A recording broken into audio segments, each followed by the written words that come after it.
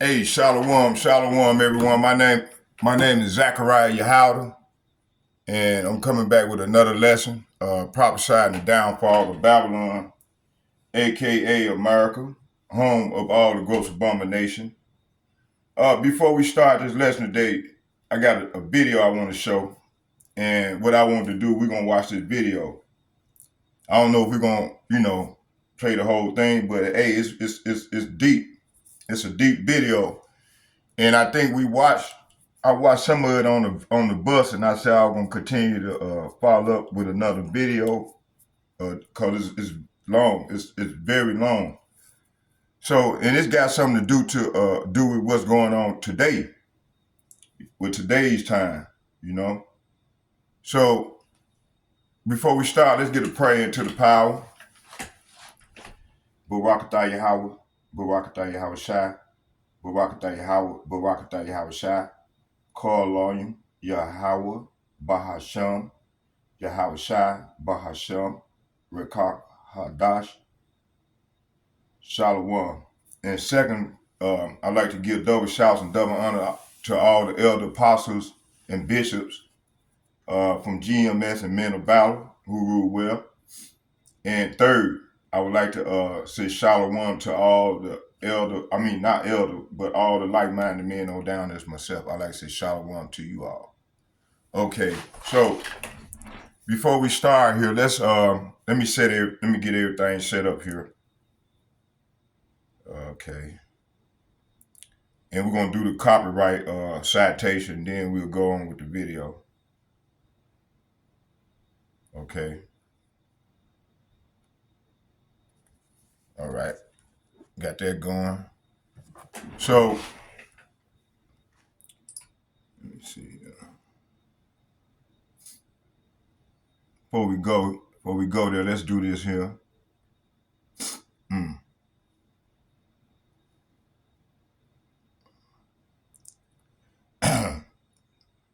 This is a copyright citation, 17 U.S. Code 107 of the copyright statute,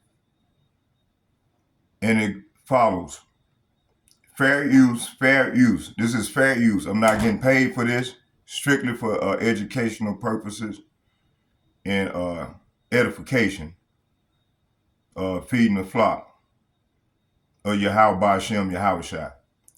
Okay, 17 U.S. Code 107, limitation on exclusive rights, fair use, notwithstanding the provision of Section 106, 106A, fair use of a copyright work, including such use by reproduction in copies or phone records or by any other means specified by that section for purposes such as criticism, comment, news, reporting, teaching, including multiple copies of for classroom use.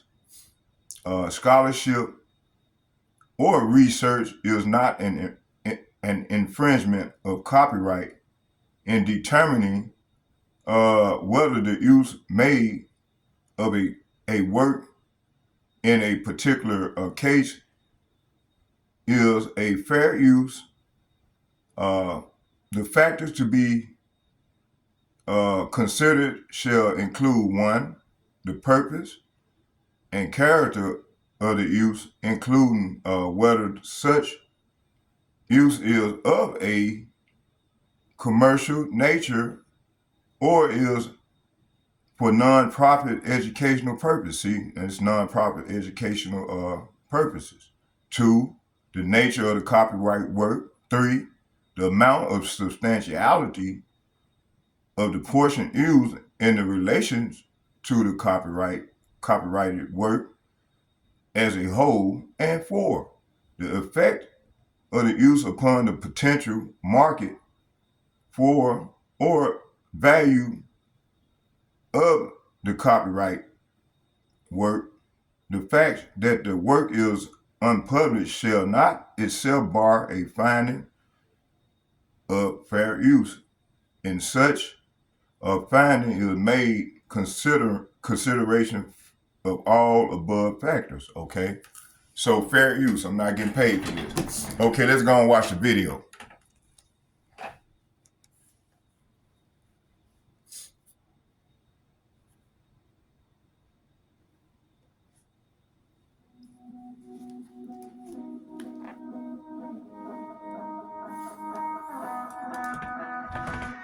Hello and welcome to Living a Culture of Life podcast by Human Life International. I'm your host, Colleen, and I'm joined today by our president, Father Bouquet. Welcome back, Father. Well, Colleen, great to be with you once more. It's great to have you back on the podcast. Well, thank you. It's been a little bit. Yes, well, a lot of mission travel since the last time we were able to be together. Yeah. All the really cool countries that you visited. We'll have to talk about some of those mission trips one day. Yeah, that would be really good. I'd love to hear the stories that you have coming out of them. I heard a little bit when you were sharing with staff recently, but it would be cool to let our audience know what you do on your mission Amen. trip. Well, let's make that happen. Okay. So today we're going to be discussing Henry Kissinger, who was the author of the Kissinger Report, otherwise known as National Security Study Memorandum 200, or NSSM 200. And that was written in 1974, I believe. Correct. And obviously Henry Kissinger just died this past November, on November 29th.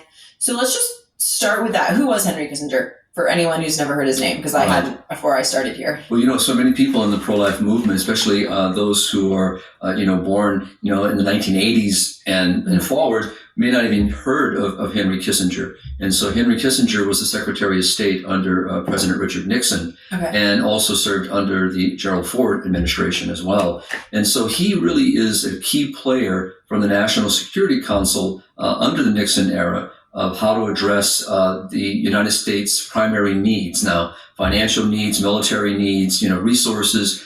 And so this document really flows out of that kind of conversation, that level of conversation under the Nixon era.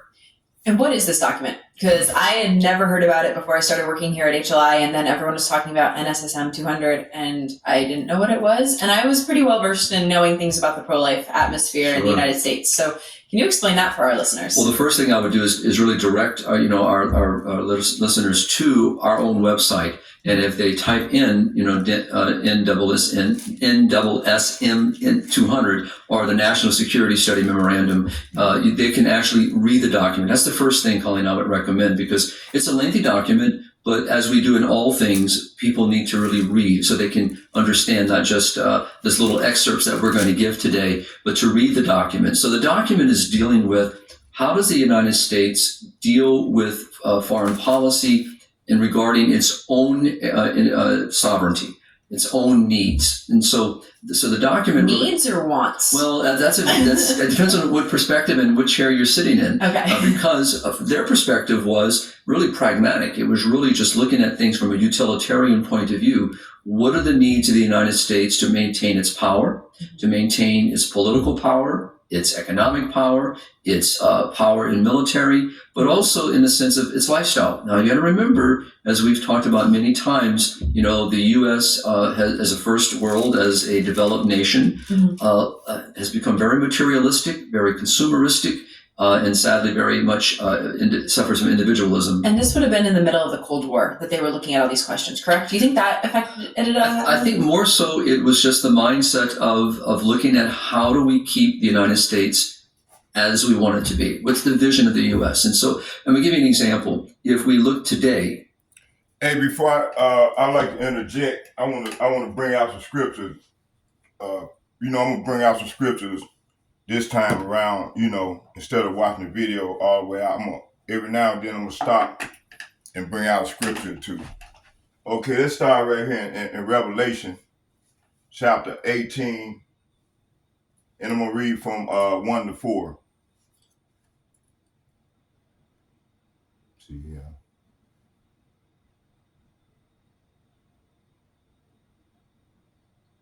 Revelation chapter 18, verse 4.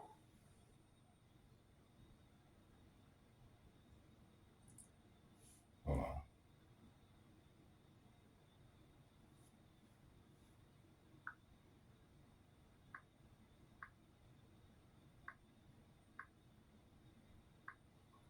Revelation chapter 18, verse 4.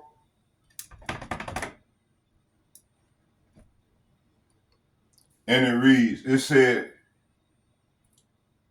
After these things, I saw another angel come down from heaven, having great power, and the earth was lightened with his glory. Verse 2. And he cried mightily with a strong voice, saying, Babylon the Great is falling, and is become the habitation of devils, and the hole of every foul spirit, and cage of every unclean bird, and hurtful bird. Verse 3. For all nations have drunk of the wine of her wrath and her fornication, and the kings of the earth have committed fornication with her, and the merchants of the earth are waxed rich through the abundance of her delicacies. Verse 4. I heard and another voice from heaven saying, Come out of her, my people, that ye be not partakers of her sins, that ye receive not of her plagues. So right now the Lord is plaguing this place, man. She done reached her limits of her glory, and she done reached that threshing. So now the Lord is plaguing her. Okay, let's go back to the video.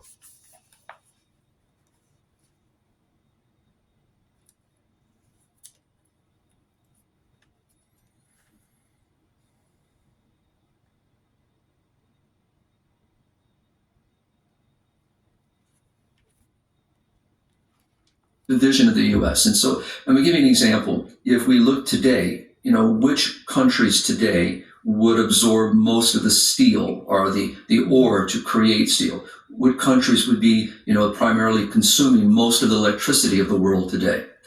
And we realize, the answer to that would be some of the main first world nations. Mm-hmm. And yet they are not as populated as some of the developing parts of the world. And so if we look at this, so here in the United States today, people want to drive their big cars and they want to have their big houses and they want to maintain their lifestyles. Mm-hmm. No different in 1974. And so, yes, we can say there were other influences, no doubt. But when you read the document, you really get a picture of the horrific mindset of Kissinger and those working with him, Nixon included, Mm-hmm. Of depopulation. That's the real issue here. Okay, so this is probably like a very blunt and probably too not very nuanced way to put it, but was it basically saying keep the populations of other countries small so that we can use their natural resources? So that would be one way to summarize it. Okay. Basically it is, in order for us to maintain our needs, mm-hmm. wants, if you want to add that word in, is we have to keep the rest of the world, especially where those resources are found, mm-hmm. In smaller population, so that they'll have less use of those, and we'll have greater use of those. So basically, by creating policies that promote depopulation, and that's what the document says. And people might be listening, going, "Oh, come on." Read the document. I'm going to read one paragraph. I think it's important. It's a very, very important paragraph. Now, I know it's a little long, but I'm not going to read all of it. No, I think it's good to But it says, read. there is also the danger that the lesser developed countries, what's called LDCs, will see pressures for family planning as a form of economic or radical imperialism. So this could well create a serious backlash. So he's looking already that if we start promoting these policies, then we're going to see a backlash. But here's the paragraph that I want us to consider from NSSM 200. The U.S. economy will require large and increasing amounts of minerals from abroad, especially from less developed countries, LDC, as I just mentioned. That fact gives the U.S. enhanced interest in the political, economic, and social stability of the supplying countries. So it's looking at the other countries and questioning their political, economic, and social stability. Wherever a lessening of population pressures through reduced birth rates can increase the prospects of such stability, population policy becomes relevant to resource supplies and to the economic interests of the United States. So, in other words, if we see a country growing in population, and obviously that would promote greater stability for that nation because people are, and we don't look at this from a utilitarian point of view, but people are the greatest resource, their gifts, their skills. So it's looking at them and saying, if those nations continue to rise in population, that becomes a threat to the United States. Okay, I definitely misinterpreted that then, because I heard that and I was thinking that they were wanting countries to be stable. No. No? No. Because it seems like they're just saying they're interested in how stable they are. So it's not we want these countries to be stable so that we can most effectively get the resources at? No, you want to, because again, if you look at today, look at India. So India today is a growing economic power. Yeah. All right?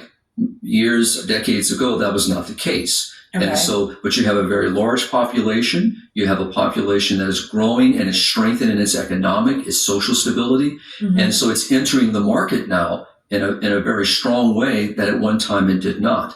And so we can say the same thing in other countries. And so this becomes a concern from the Kissinger point of view, from the National Security Memorandum, looking at that and saying, hey, that becomes a threat, to our own need, because if India, let's say today, and other countries are then using their own resources, and we now have a less opportunity to those resources, then that becomes a threat to the United States. Okay, so I'm still confused about this then, because India has been one of the primary targets of population control, and you don't have more than 2 children, Right. very much targeted by population control. So wouldn't that go against, wouldn't that be proving the point that if you have population control and families have 2 kids, you're going to end up with something more stable? Well, eventually, that's the goal, because you want to depopulate, you want to decrease the population. But wouldn't that be making it more stable?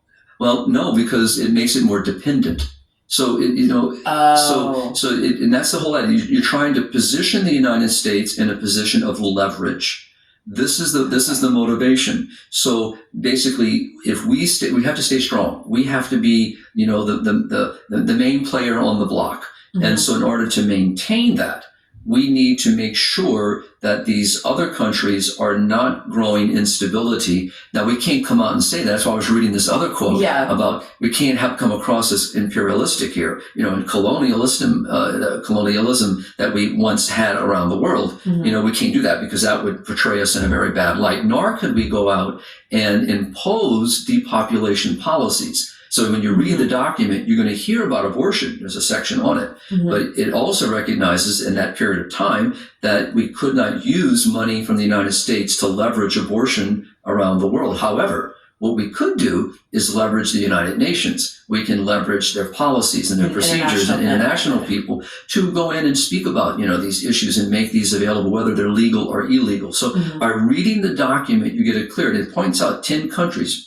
Obviously, one of the main countries was the Philippines. I think it's 13. It might be because we're writing an ebook on international Planned Parenthood, and I was writing the section on IPPF. And there's this short section on the Kissinger report, but I haven't actually read the report. I was using our resource articles on the report just to kind of get the basic points across. Great. And I'm pretty sure it was 13 because I was comparing it to then the top grants from International Planned Parenthood in the past 5 years.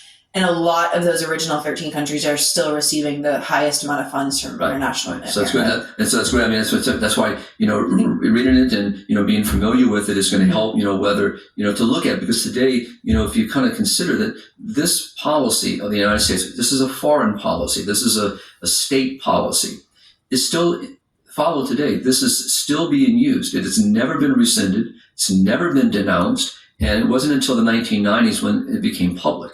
And when it became public, obviously it exposed all this agenda from the Nixon era forward. So nobody knew about it ahead of time? It was like a classified top secret document? Okay. Classified document. And so people were able to get their hands on it. And we've written on this, so much at HLI because we see the impact of this globally.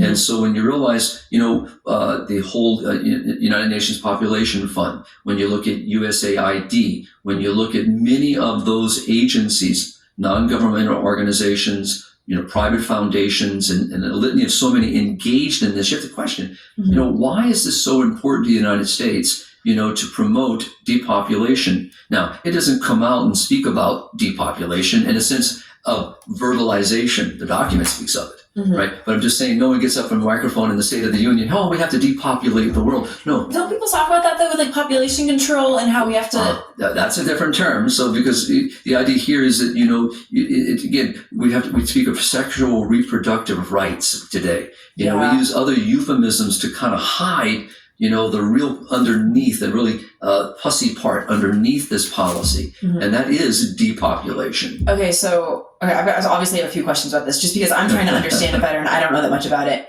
This was written at a time when population, people were like, oh my goodness, we're going to overpopulate the earth, population hysteria. Right. So I guess I'm trying to, like I said, I haven't actually read the document.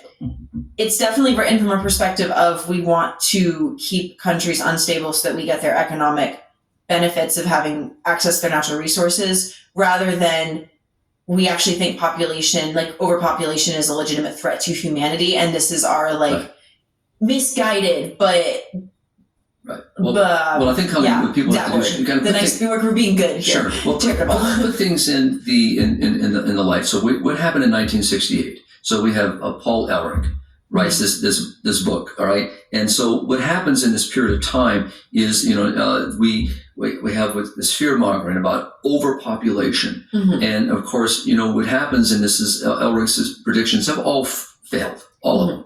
All right. And yet it's still around today. We still have this people thinking that the world is overpopulated. I mean, we hear it all the time, especially, when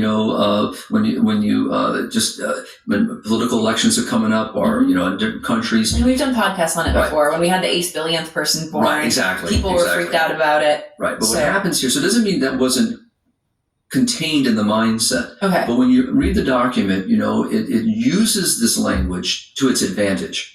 Okay. To promote and to play on that fear as a state policy. Yeah. To couch this policy in... Well, to give it boundaries, to kind of set it within science and, evidence based, which Paul Ehrlich's one is not.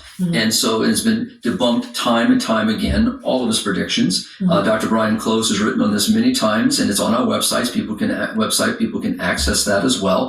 It'd be great to get Dr. Brian on here one day, because this is what he has spent so much of his research doing, is debunking all this, but also exposing it. And we have actually, he's written, so much on the National Security Memorandum, and in all of our training programs, this is one of our key documents that we start with, to expose the policy, because as we've talked about here in our podcast many times, people in the developing worlds, those that are having imposed upon them these horrific depopulation, population control mindsets and frameworks and policies and procedures, they're the ones suffering as a result of this. And as we know, if you read the Kissinger report in SSM 200, what you will see is that there's no concern for the legitimate well-being and flourishing of these nations. See, that's why I was asking about it, because I feel like I've read enough I've had to be on IPPF's website to read what they have to say, or I've looked, the skimming that I've done of articles like this, a lot of it is couched in those terms of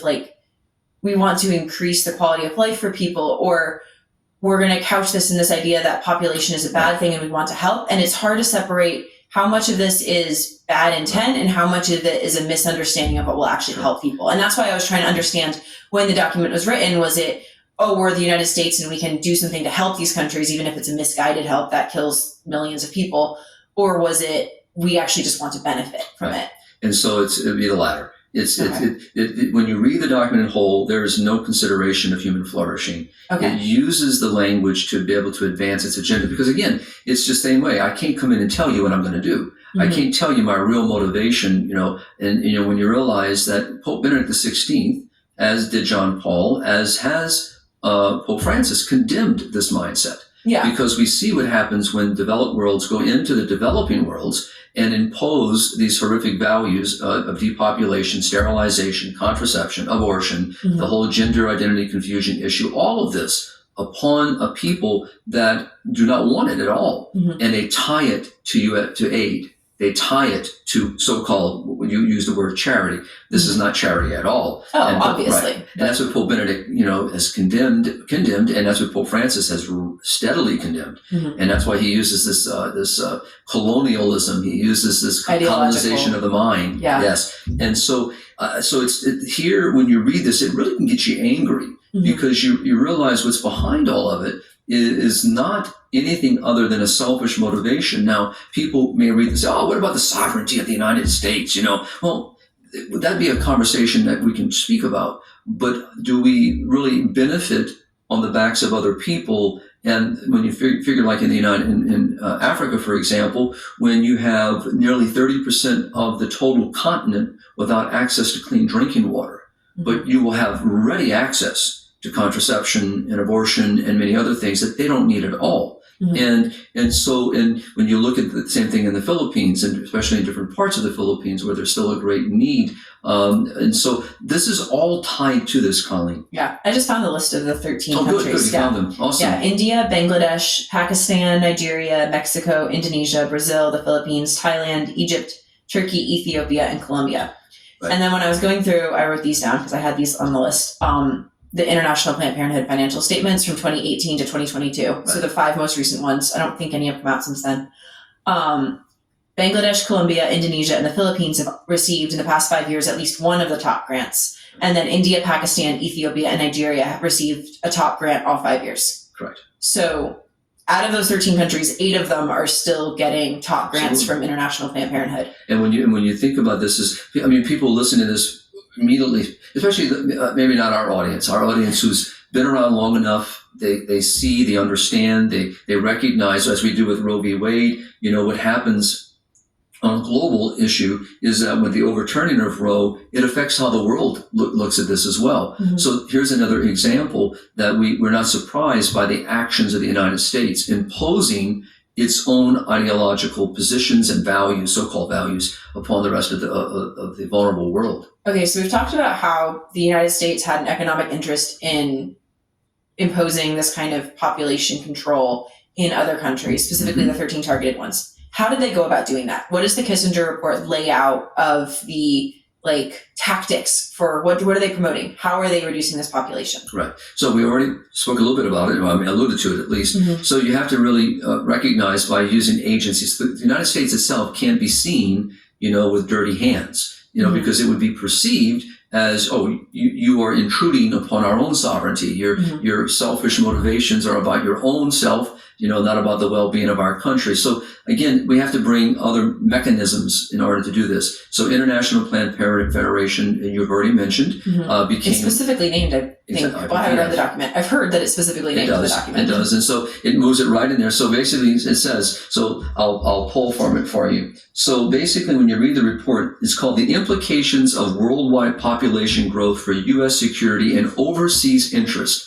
This is the full title of the document. Oh, wow. And what it does, it was a result of collaboration by many, many groups. But what it gets into here is in the document, it specifically declared that the United States was to cover up its population control activities and avoid charges of racism and imperialism by inducing the United Nations and various non-governmental organizations, specifically IPPF, International Planned Parenthood Federation, the Pathfinder Fund, and the Population Council to do all of its work.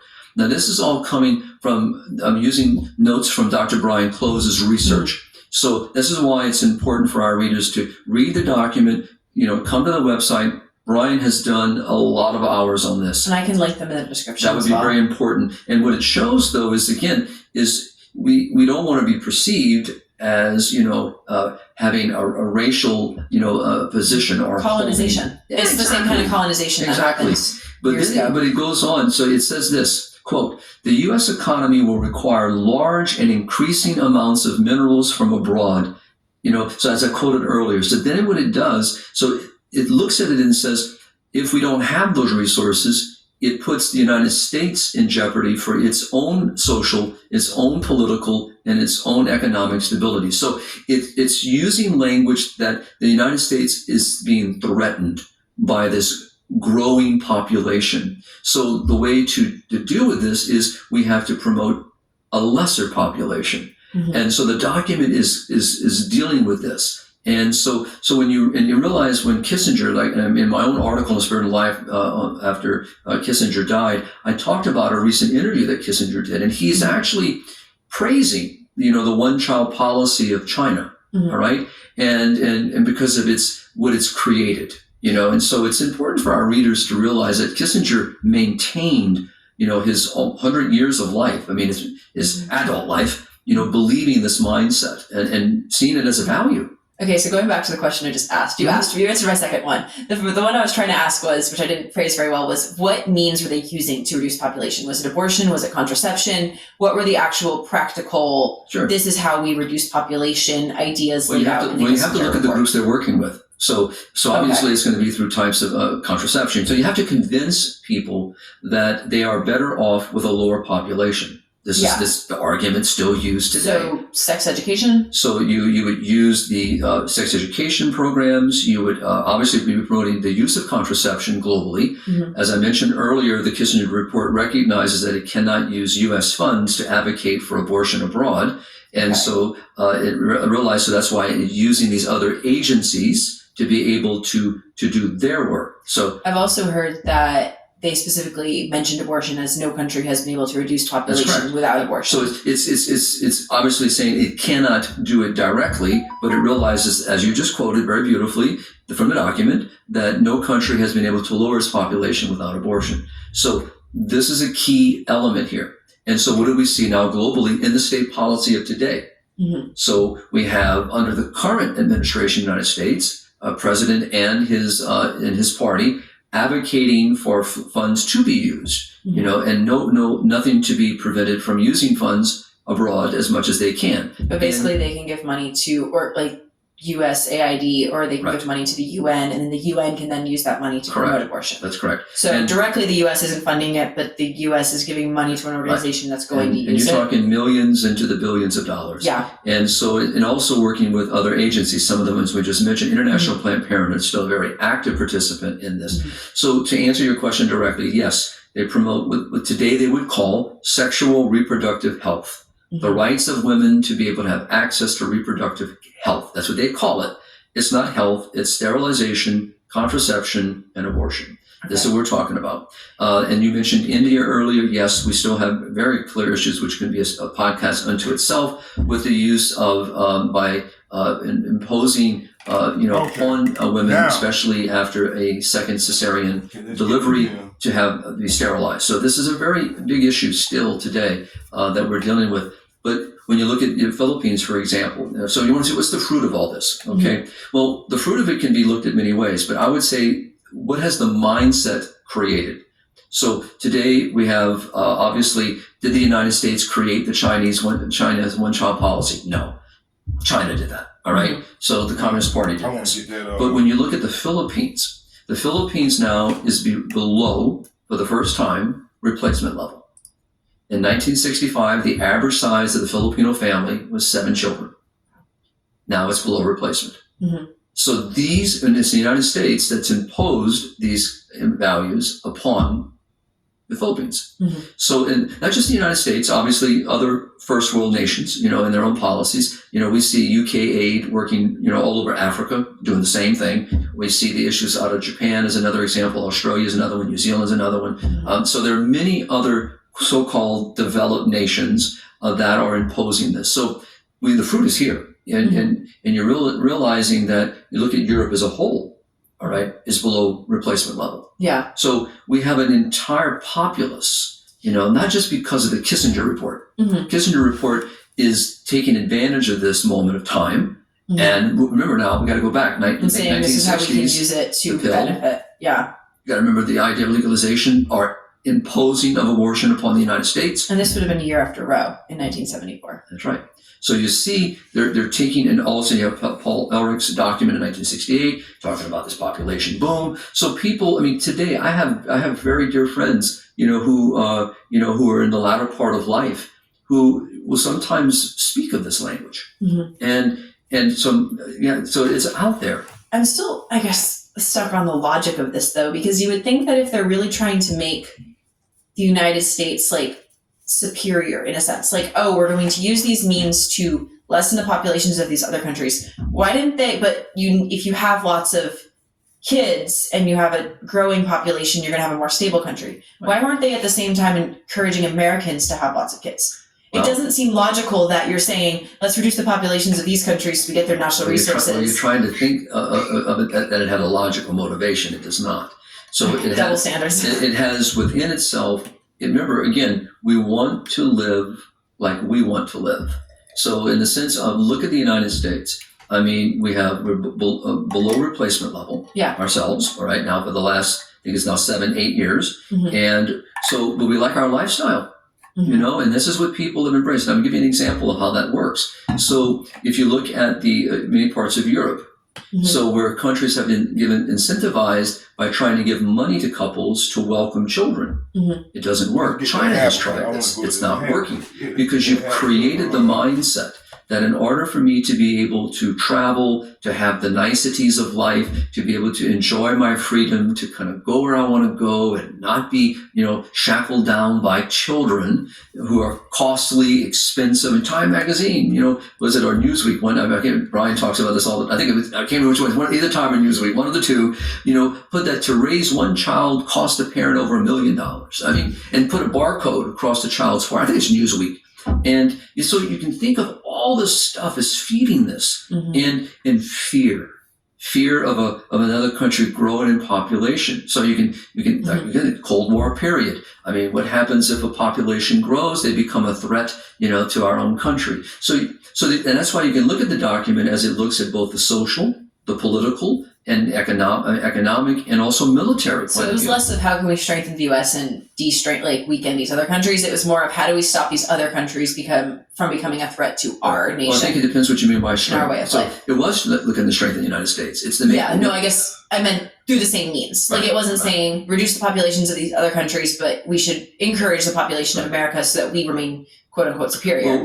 It was saying we want to keep our way of life the way it is, so we're going to, but we don't want these other countries to get stronger than we are, so we're going to decrease their populations. Right. Okay. So, yeah, I mean, so it doesn't mean that the political motivation is not there. It doesn't mean that the military point, we have a right to protect ourselves from unjust aggressors. So, so you can see, how they can use that language to feed, policy. Because yes, we do have a right to protect ourselves. We do have, but not by destroying the populations of other countries and destroying marriage and undermining the beautiful gift of love between a husband and wife, and and imposing these values. Africa is a good example of this. When you look at Africa, and that's why you watch all these agencies at work in Africa. USAID, United Nations Population Fund. You will see IPPF at work. You'll see Mary Stopes International. You see all these groups and many, many others, dozens, hundreds of them, working to promote depopulation under the guise, Colleen, that you'll be happier. You have much more economic stability. You have be able to have a nicer home and be able to take care of your other children. So it's a mindset imposing, but all that it's done in most regard has made larger families into smaller poor families. So basically, because as Emil Hagamu in Tanzania speaks about all the time, and we've quoted him, I've quoted him numerous times. You look at Africa, which is really where the population is growing. Nigeria, Uganda, and other countries within the continent, and yet no electrification, no access to clean drinking water. The whole issue of infrastructure, bridges, highways, the access to good hospital, health care. These are the things that are needed. This is what Pope Francis, Pope Benedict, John Paul II, and many others have saying that, and this was condemned under John Paul in Centesimus Annus as well. He speaks of this in the idea that, shared resource. So, for example, I'm going to just make up a resource. Let's say access to technology, just the internet. Now, the internet is nothing more than a tool. It can be used for good and it can be used for evil. It's a tool. So, but how many people in the developing world do not have access to good technology? So, but yet technology has helped many countries like the United States to be a player on the economic market, to help bring stability to its own country and to economic growth. Would we not want the same for Africa? Of course we should. That's what John Paul would talk about. This is what Pope Benedict talked about. Pope Francis has been talking about. But we're tying charity, we're tying economic growth to depopulation, to all this this aid is only going to be given to you. Look at Joe Biden. This is under the Obama era. All right, let's go to Nigeria as a good example of this. The money will flow, quote from Joe Biden, if you change your constitution to include, i.e., reproductive health. So this is leveraging an evil upon a people, that's not what they need. So giving funds if they support the things that the administration wants them to, and withholding Correct. funds if they refuse. Correct. To. And the motivations that lie underneath the scab of the Kissinger report are still here today. It's still, this is under the Trump administration in the United States. When President Trump was trying to deal with some of the USAID and other issues and was successful in decreasing the amount of funding, he admitted, and so did other members of his administration, that he didn't make reference to the Kissinger report directly, but what he made reference to is that this policy, this mindset is so tentacled into so many departments, it's very hard to get it out. And it's true, because this is policy. So imagine now, so if this is the state policy, which it was under the Nixon era, Ford era, moving forward, that means every department under the federal government has to be in line with this. So and you can it's see, never been rescinded, I never. believe. No one has ever come out and actually rejected this document and denounced it. And so this is key today in our current state policy. All you have to do is listen to Joe Biden, listen to the administration when they speak about these issues. Why don't people talk about that? Why aren't people talking about this report? I mean, we are right now, but I don't know. It just seems like it's something that if it's really influencing all of our state policies and it's impacting the rest of the world so much more, people should know about it. Well, they should, but again, but let's be honest. So many of the mindset of many of our country is in line with this personal view. I mean, this is the sad reality. This is why, so that when we speak about this, oh, you're just conspiracists. That's all you are, but no one wants to read the document. Read what it says, look at the people, and you just gave a perfect quote of a current reality of the same document. Those 13 countries that you made reference to, and the very fact of the money that's being given to the International Planned Parenthood Federation to actually give to these specific countries. That's just the money that right. International Planned Parenthood gives them. I don't Right. know what money the U.S. is giving to IPPF to give them. So you'd have to see, follow I that. didn't go that deep dive into it. It That's was more of how do these two, do they line up with each That's other? where Brian Close could be of help, because he follows the number.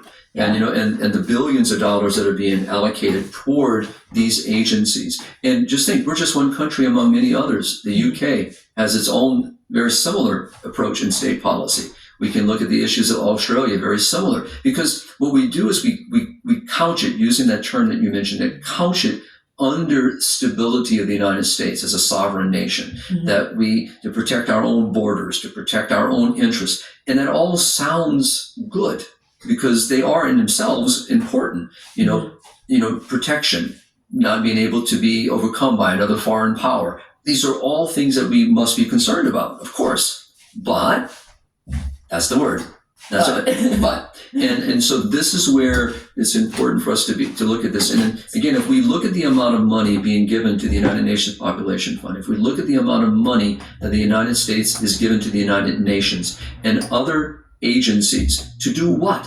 What is the purpose of this? Now, again, it doesn't mean that every little detail that they're doing. For example, I can point out that USAID, all right, actually has many programs that are very good programs that are supporting good things. At the same time, I can point out many, many horrific things that the USAID is supporting in the developing world. So it's important to see that, we've always, in the sense of HLI, looked at this is it's not so much that the government should not be, providing funds for certain works around the world, but it should not be attached to this kind of policy. I just realized the Kissinger report was 50 years ago.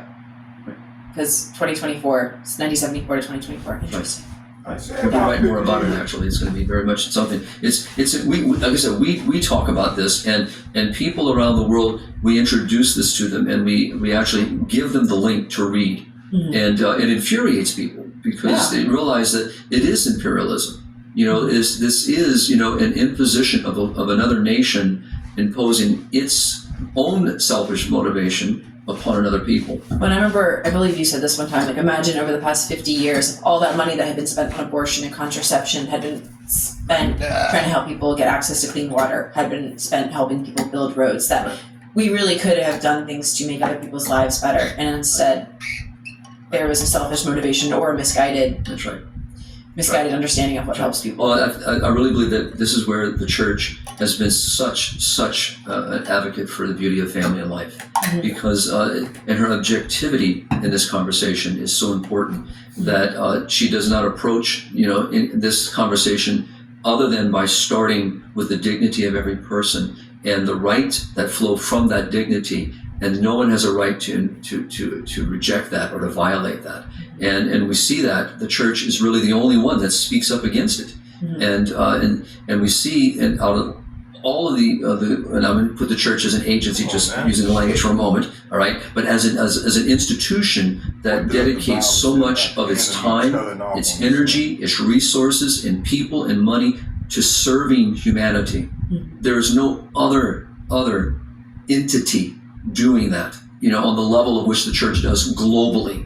And we see the fruit of that. And the same thing when you think of Mother Teresa of Calcutta and many other religious groups that are working tirelessly around the world, serving, caring, and starting with that human dignity, and building, tremendous communities where they teach people how to fish, how to grow, how to do agriculture, how to do so many things. All these beautiful groups working shows that when you start with the human person and you build on that, then you help the community grow. And it promotes what we know, the principle of subsidiarity, and then it promotes solidarity.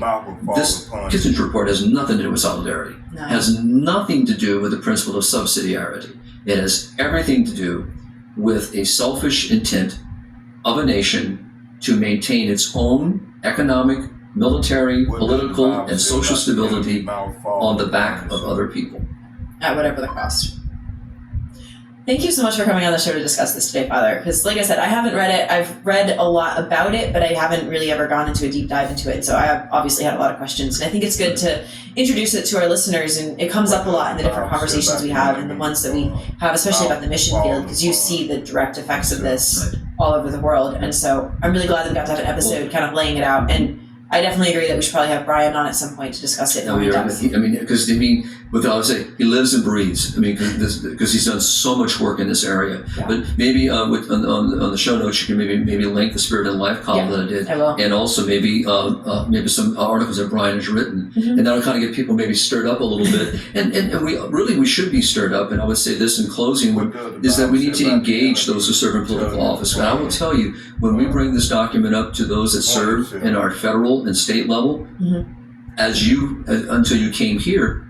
Because you're not going to see that. People know the Kissinger report. You'll hear that mentioned because that's its name, or at least the sub-name. But people will realize, especially when Kissinger just recently died, this has all been resurfaced. But we're not the only, Catholic and pro-life organization that speaks about this. So the more that people hear it, the more that people can say, well, how do we change our state policy? How do we change our approach toward our charity, toward our aid to other nations? We should change those policies, and we should not tie them to any of this stuff.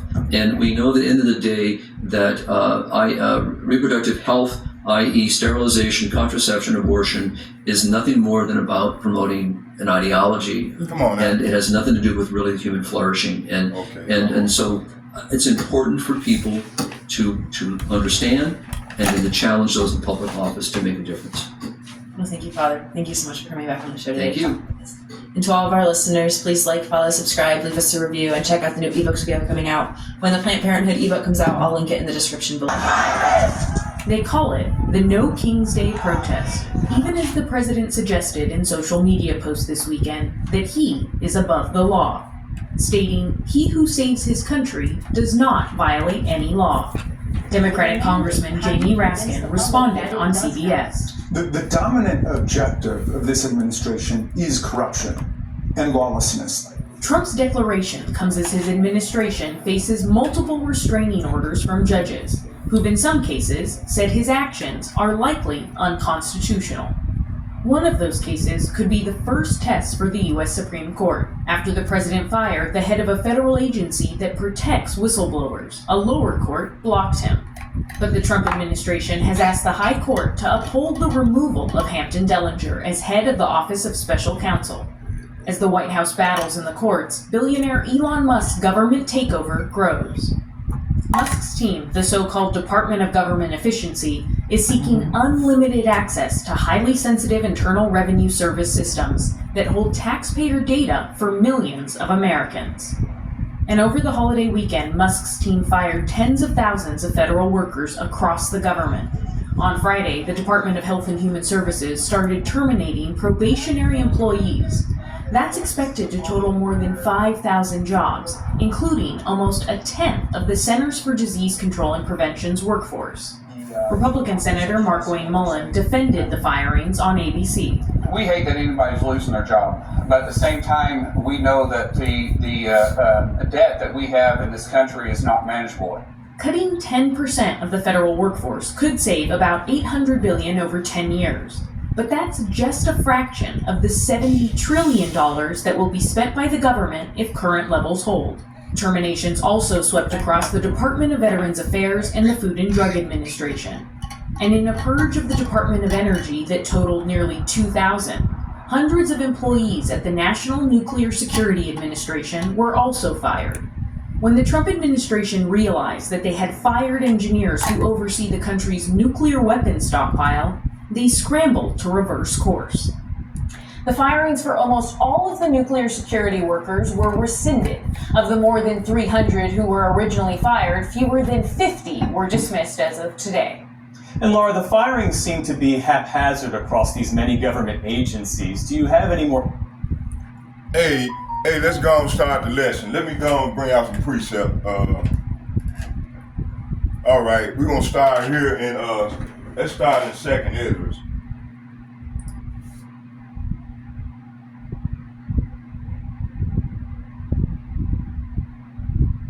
I'm gonna read out of my New Oxford Annotated Bible with the Apocrypha.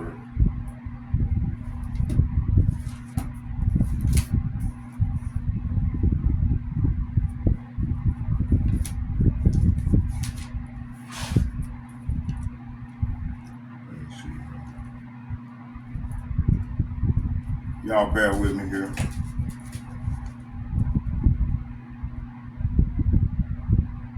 There we go. 2nd Ezra chapter 15. First, let's start in 14. 2nd Ezra chapter 14. And let me see here.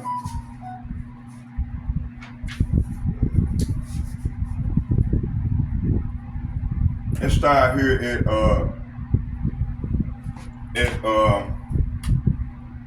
10. 2nd Ezra chapter 14 verse 10.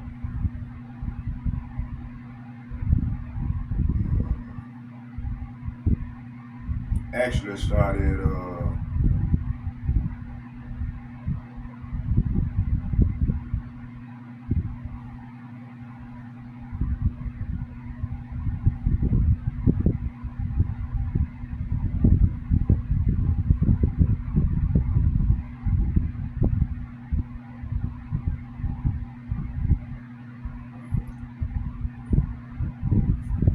2nd Ezra chapter 14 verse 6 said, "These words you shall publish openly, and these you shall keep secret." Verse 7, "And now I say to you, lay up in your heart the signs that I have shown you, the dream that you have seen, and the interpretations you have heard. For you shall be taken up from among men, and henceforth you shall live with my son and with those who are like you until the times are ended." So we at the end of the time. So Ezra is back.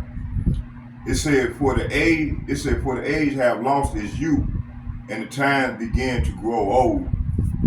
For the age is divided into 12 parts, and 9 of its parts have already passed, as well as the half of the 10th part.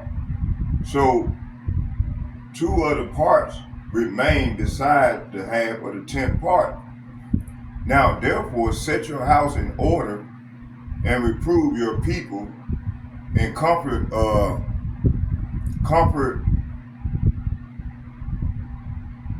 It said, reprove your people and comfort the lowly among them, and instruct those that are wise.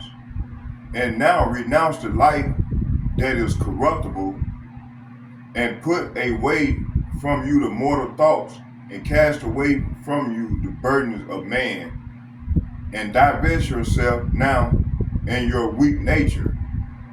Verse 15, it said, and lay to one side the thoughts that are most grievous to you, and hasten to escape from these times. For evil worse than those which you have now seen happen shall be done hereafter. So this hereafter is talking about now.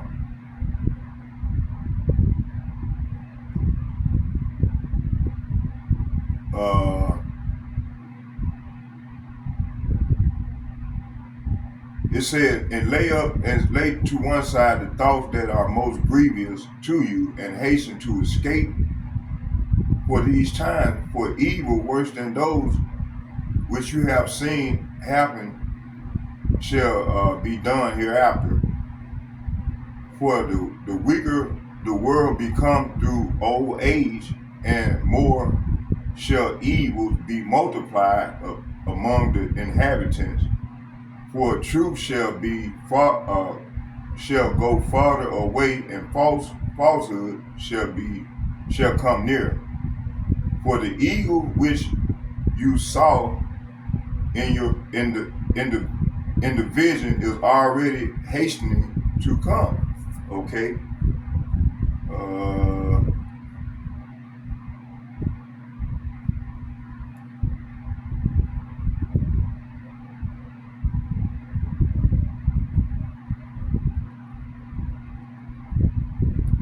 So that eagle, let's go to chapter 11.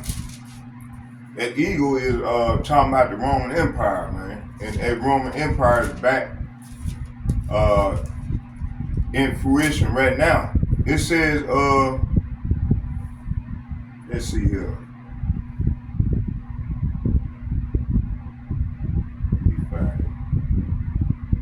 It said the fifth vision of the eagle vision.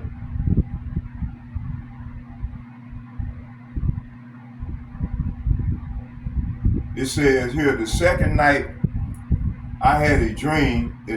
Second Ezra chapter 11 verse 1. It said, behold, the second night I had a dream, and behold, there came up from the sea an eagle that had 12 feathers, wings, and 3 heads. And I looked, and behold, he spread his wings over all the earth, and all the winds of the heaven blew upon him, and the clouds were gathered about him. And I looked, and out of his wings there grew opposing wings, but they became little puny wings.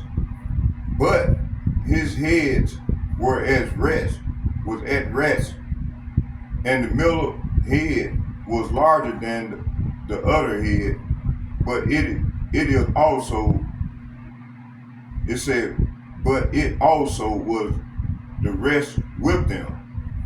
And I looked, and behold, the eagle flew with his wings to reign over the earth and over those who dwell in it. See, so this eagle been ruling over the earth for the last since the Renaissance.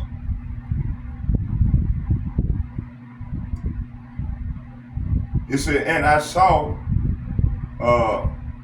how all things under heaven were subject to him, and no one spoke against him, not even one creature that was on the earth. So, hey, this is like my man, he was talking about that Edomite was talking about how America wanted to be the bully of the earth. Sort of, in so many words, he was saying they want to live this lavish lifestyle, and they want to exploit all these nations. of their resources and minerals and shit. And that's what they have done through their beast system. Okay, this is what this is talking about. And a precept to this is Daniel 73. Let's get Daniel 73 real quick.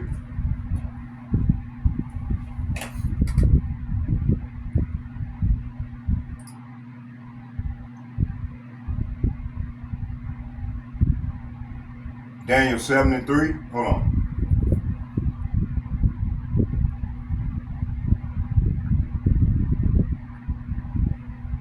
Daniel 7, verse 3. And it reads, it said, then I lifted up my eyes and saw, and behold, there stood before the river a ram, which had two horns, and the two horns were high, but one was higher than the other, and the higher came up at last. Okay? So this is saying, I looked up, I saw a ram with two long horns standing beside the river. One of the horns was longer than the other, even though it had grown later than the other one. Okay, now let's go to Revelation 13, verse 1.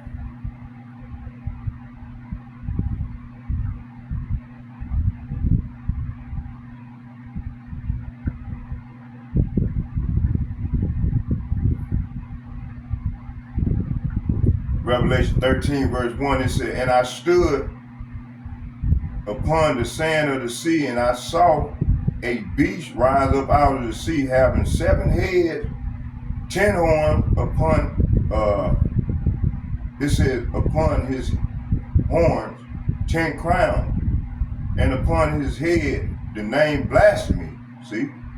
It said, then I saw the beast come up, rising up out of the sea.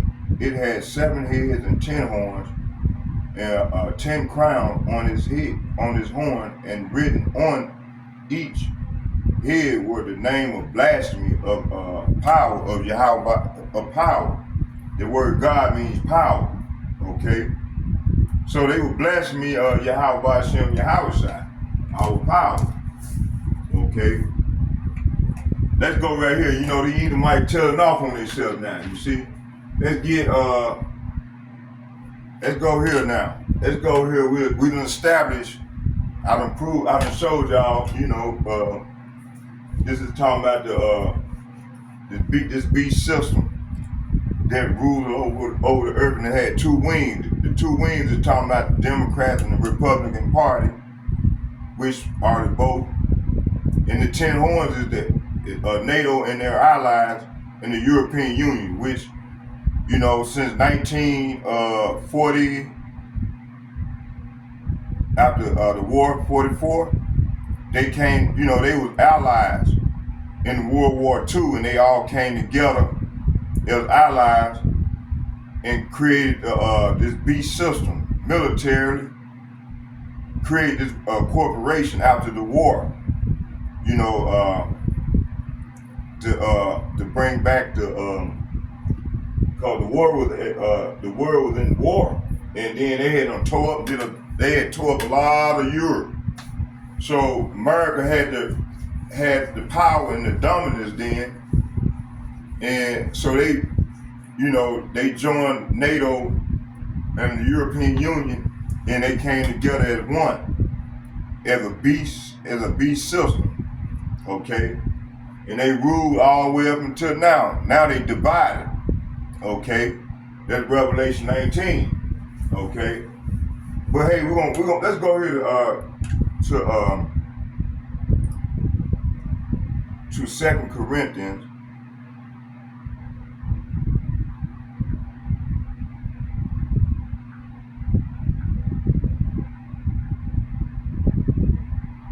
Second Corinthians chapter 11.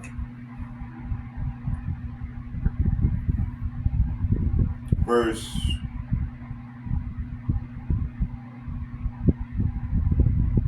2. I'm gonna start at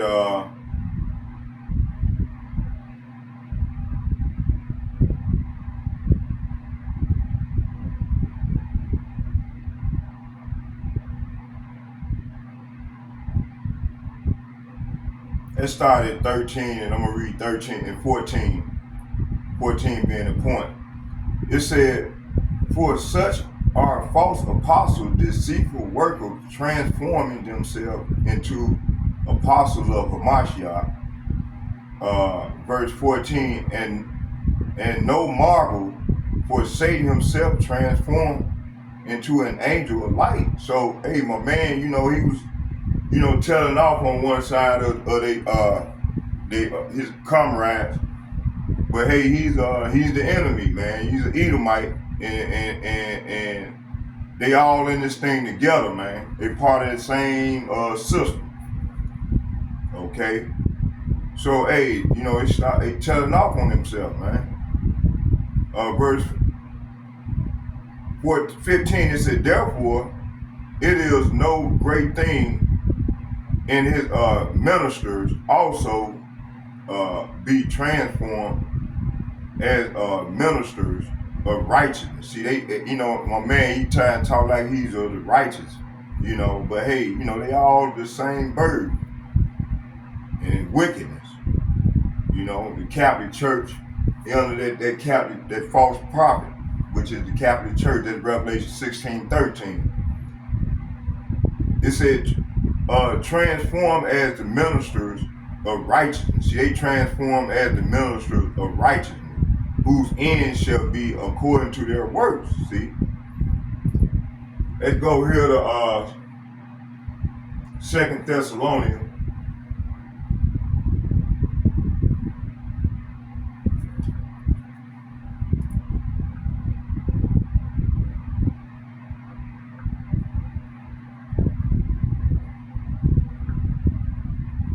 Second Thessalonians, and I'm gonna read from 1 to 7.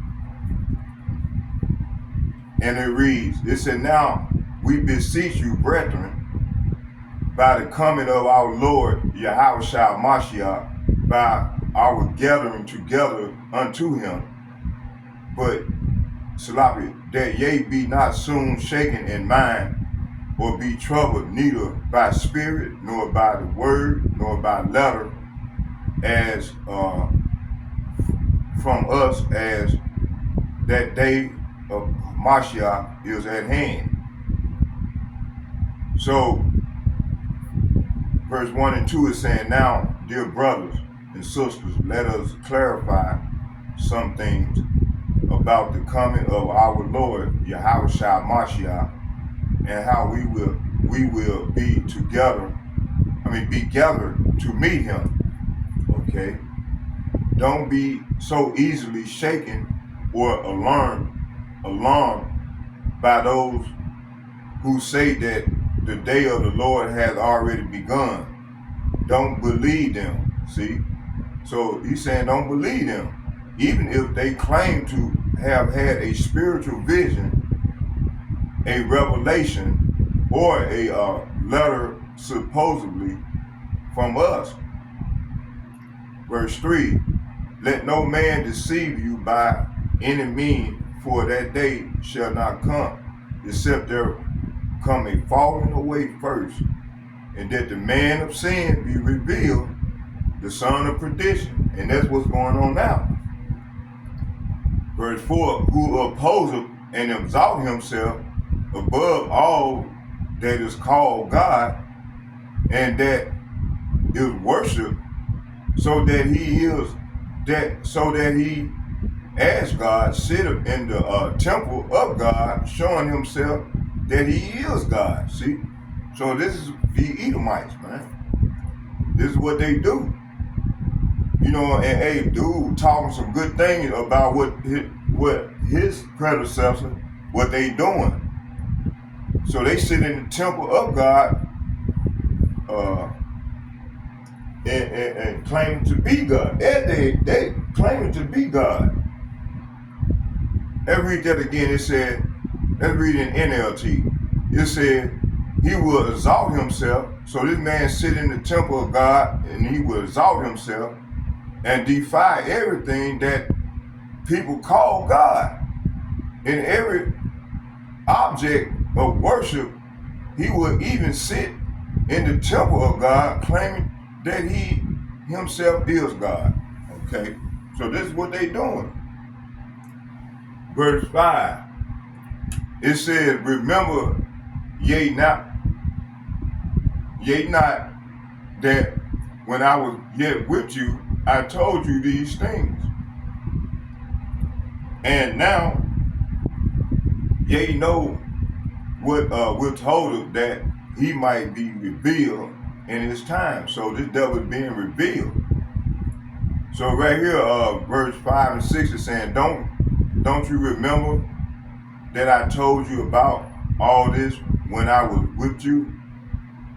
And you know what is holding him back, for he can be revealed only when his time comes. So hey, his time has come. He's being revealed. Verse 7, for the mystery of iniquity do already work. Only he who now will let until he be taken out of the way. So this is saying, for this lawlessness is already at work secretly. See, they at work secretly, and it will remain secret until the one who is holding it back steps out of the way. See, so hey, this is what's going on right now. Verse 8, it said, and then shall the wicked be revealed, whom Yahweh, by Hashem Yahushua, shall consume with the spirit of his mouth, and shall destroy with the brightness of his coming. See? So this is what's going on now. You know, right now, the Lord is using his mouthpiece, which is the prophets, and we destroying, we tearing down strongholds with by prophesying against this man of sin, and renouncing corruption. Okay, so verse 8 is saying, then the man of lawlessness will be revealed, but Yahweh, by Hashem Yahushua, will kill him with the breath of his mouth and destroy him by the splendor of his coming. See? Verse 9, even him whose coming is after the working of Satan with all power and signs and lying wonders. This is what they coming with through their AI, and they trying to bring about that new world order plan, which is that going digital with everything, you know, which is the Karagma, which I bought out yesterday at Revelation 13:16. It said this man come to do the work of Satan with counterfeit power. See, that counterfeit power is this AI, you know, they AI technology, okay? And signs and miracles, you see, that AI system that they trying to impose on humanity. Verse 10, he will use every kind of evil deception to fool those on their way to destruction, because they refuse to love and accept the truth that will save them. See? And for this cause, Yahweh by Hashem Yahushua shall send them strong delusion that they should believe a lie. So a lot of people, and especially a lot of 2/3 of our people, is being deceived by this man and his lying wonders. Okay, that it said that they all might be damned who believe not the truth, but had pleasure in unrighteousness.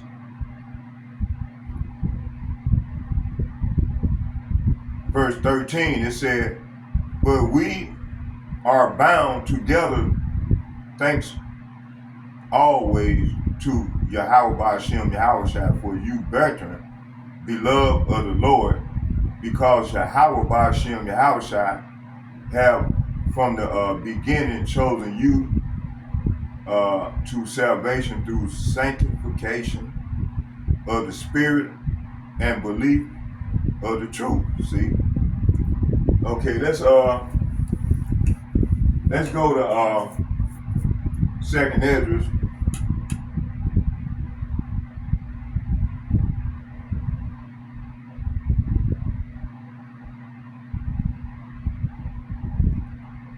So I read 2 Corinthians chapter 11 verse 14, and this is talking about where it states Satan disguised himself as an angel of light. So the key points is that describes Satan as a liar, the father of lies, meaning he often operates through deception and hidden agendas rather than openly revealing himself, his true intention. Okay, recognizing the pattern. By studying the Bible and being aware of common tactics like temptation, fear-mongering, and division, we can often identify when the enemy is at work. See, it said, Yahweh Ba'ashem Yahushua revelation. While the enemy may try to conceal his plan, Yahweh Ba'ashem Yahushua can reveal them to us through prayer and the Holy Spirit, and wisdom gained from Scripture. See, so 2 Corinthians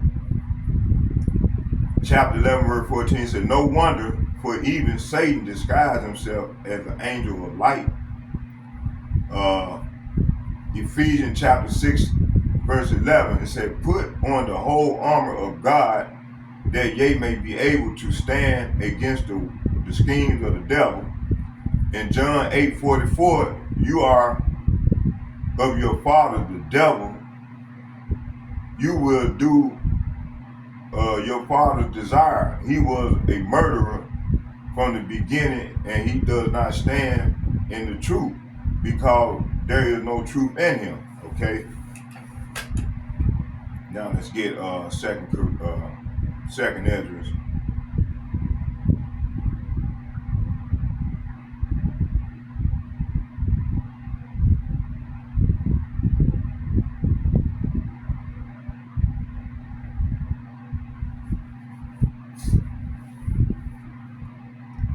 Second Ezra chapter 15 verse 1, and I'm gonna read from 1 to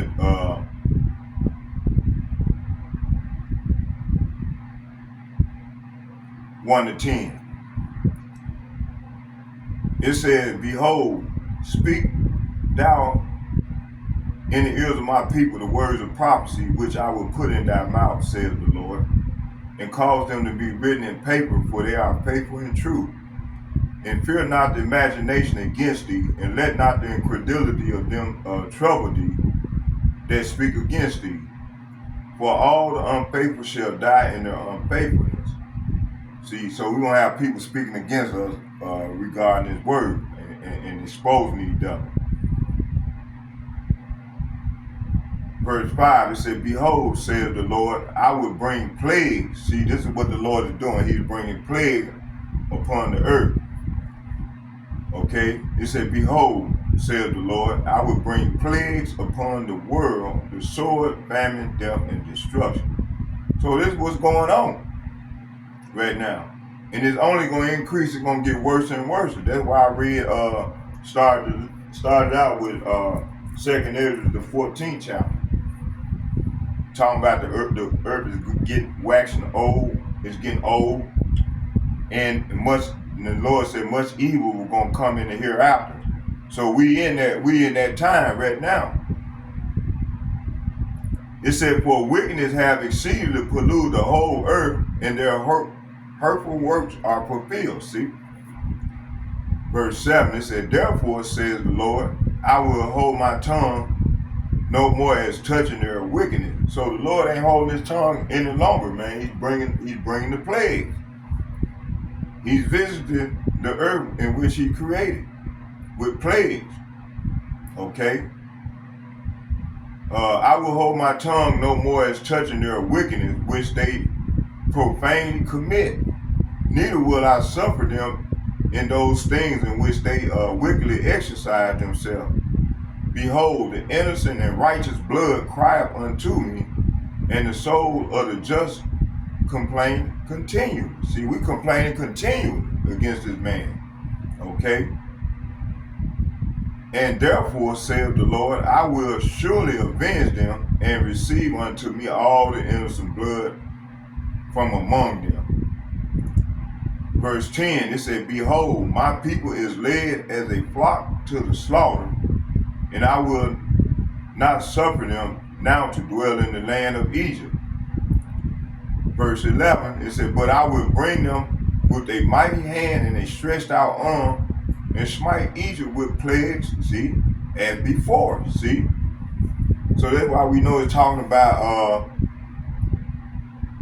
now. It's talking about spiritual Egypt. We living in spiritual Egypt. Okay. He said as before, so that's why we know it's talking about now, and this is talking about a future prophecy, which is now. It said as before, and I will destroy all the land thereof. Okay, so this is where we at. Let's jump down to 14. It said, woe to the world and them that dwell therein. See, so hey, this is the I'm one of the prophets of doom. You know, Apostle Tar told us to, you know, let Gorilla Hebrew know that hey, we the prophets of doom. I'm one of the prophets of doom as well. Okay, and we're gonna continue to prophesy about the doom that's coming to this place, man. Okay. Hey, you know, it's like a lot of these dudes, they don't want this thing to happen. You know, they talking with they speaking with a forked tongue. You know, hey, this thing finna get ready to go down, man.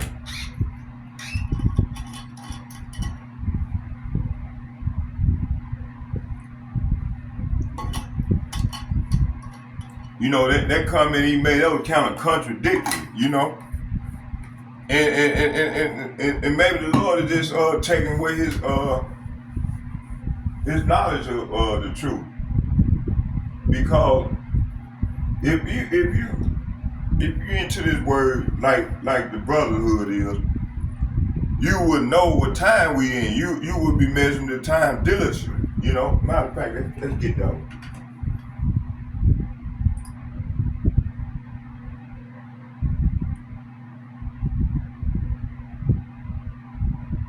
I think this second is the 6th chapter.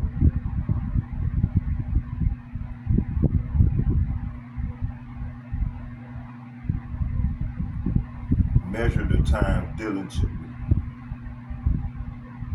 Oh, it's second Ezra chapter 9, verse 1. It says, second Ezra chapter 9, verse 1, and it reads, he answered me then and said, measure thou the time diligently itself, and when thou see a part of the signs past, which I have told thee before, let's get to verse 2. Then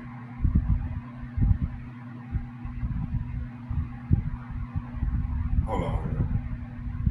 Bear with me, y'all. Let me matter of fact, I'm going in my book and I'm gonna get it out of here.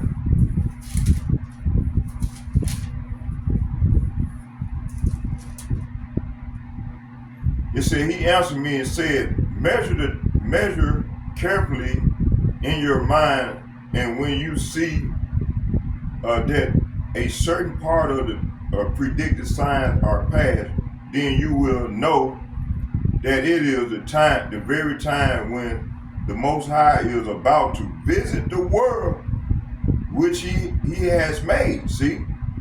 So when there shall appear in the world earthquakes, tumults of the people, uproar, tumult means uproar of the people, intrigues of nations, wavering of leaders, confusion of prince, then you will know that it was of these things that the Most High spoke from the days that were of old, from the beginning. For just as with everything that has occurred in the world,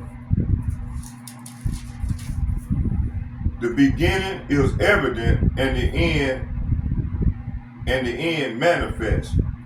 So also are the times of the Most High. The beginning are manifested in wonders and mighty works, and the end is requital and in signs. And it shall be that everyone who will be saved and will be able to escape on account of his works. See, we got to have works, or on account of the faith by which he has believed. See, and we got to have faith and believe. We'll survive the danger. Say what? We'll survive the danger that has been predicted, and we'll see my salvation in my land and within my borders, which I have sanctified for myself and from the beginning. Then those who have now abused my ways shall be amazed, and those who have rejected them with contempt shall dwell in torment. See, the Lord gonna leave them there to be tormented before he put their head to death. Okay. Let's go here to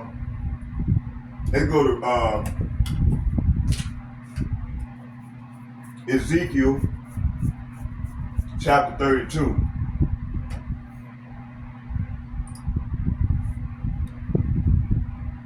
But before we go there, let's go to Habakkuk first.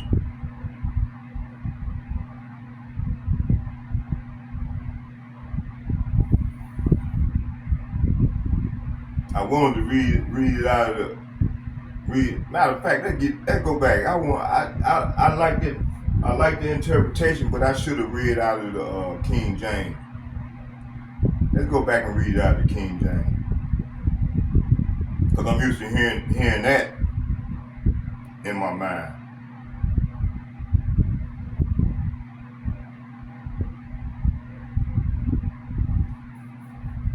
I'm gonna take my time. How much time we in? Okay, about another 20 minutes.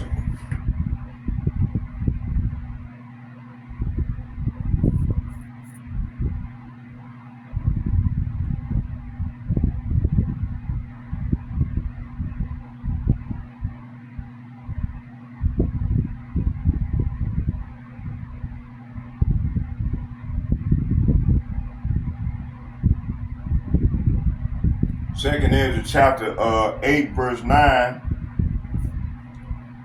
it says here, he answered me then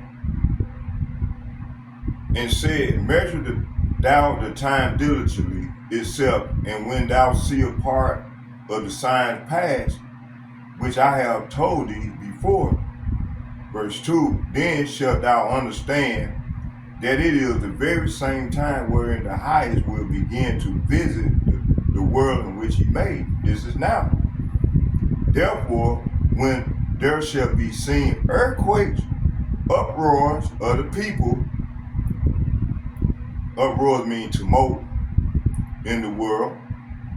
Verse 4, it said, then shalt thou well understand that the Most High spoke of these things from the days that were before thee, even from the beginning. Verse 5, for like as all that is made in the world has a beginning and an end, the end is manifested. See, so the end is manifested right now. Verse 6, even so, the time also of the highest have plain beginnings in wonders and powerful works, and ending in effects and signs.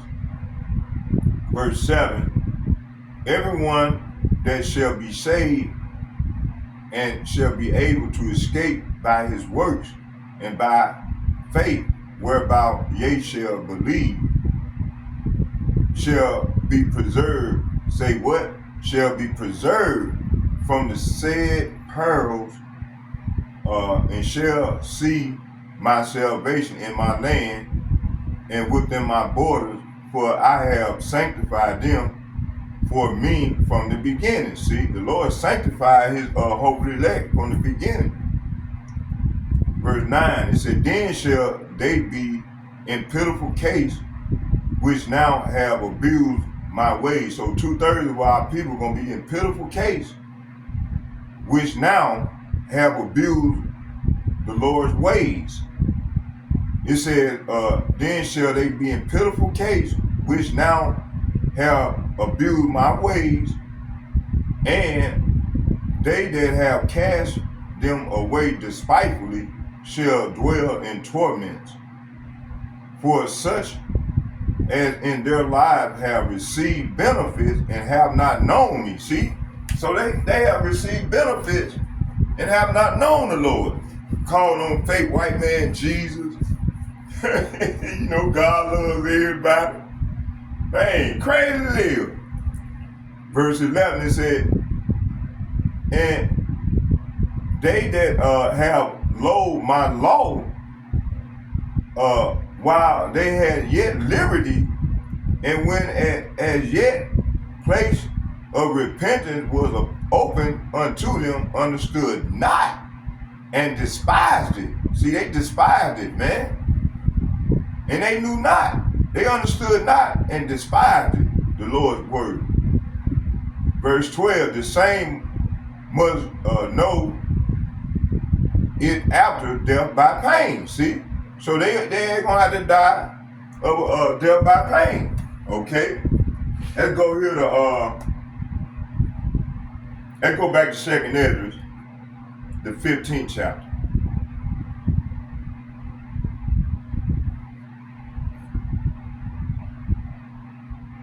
Oh, you want to do that?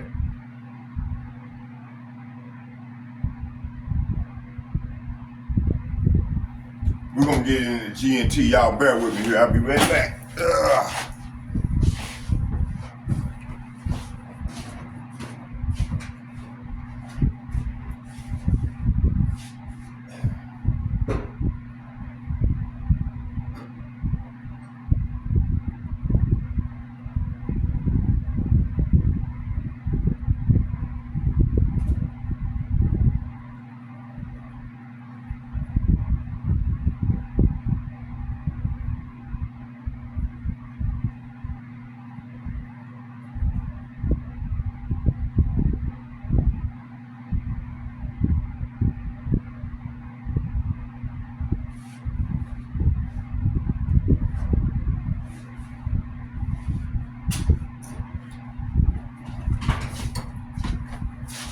All right, I'm back.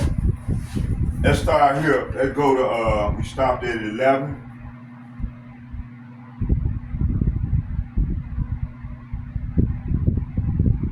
Let's start back up at 10. This is in GNL, the GNT. It said, my people are led to the slaughter like a flock of sheep. It's been going on for over 250 years. They will no longer have to live in Egypt. I will use all my strength and power to bring them out of that land. I would bring disasters upon the Egyptians as I did earlier, you know, and I will destroy their country. The whole land will be in mourning. It will be shaken to its foundation. When I, the Lord, Yahweh Ba'Shem Yahushai, strike it and pound on it. So the Lord gonna pound on this plate with them missiles, man.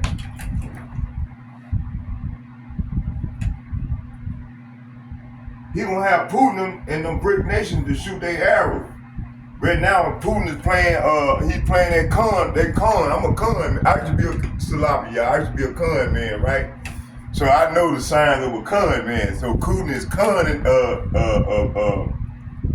He really don't care. He want him and his partner Chi, that the Moab.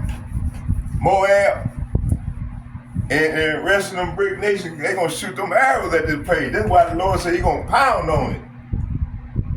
The Lord is putting a hook, putting the hooks in the jaws of Putin. I think I worded it right. Okay. Let's read on down. Let's read on down a little bit, and then we gonna, like I said, I'm all over the place, but hey, it's all good. I got I'm gonna try to go another hour to 2 hours, about maybe 2.5 hours, about 2 hours, then we'll shut it down. But I still got a little more time to go. So yeah, this video was the receipt of what this devil is doing, and what they've been doing for they exporting all these least developed countries and stealing they wealth and resources. I mean, they with little wealth, minerals. Let's put it that way. They minerals. So this is what they have been doing since World War II. Okay. And if a country didn't get along with them or agree to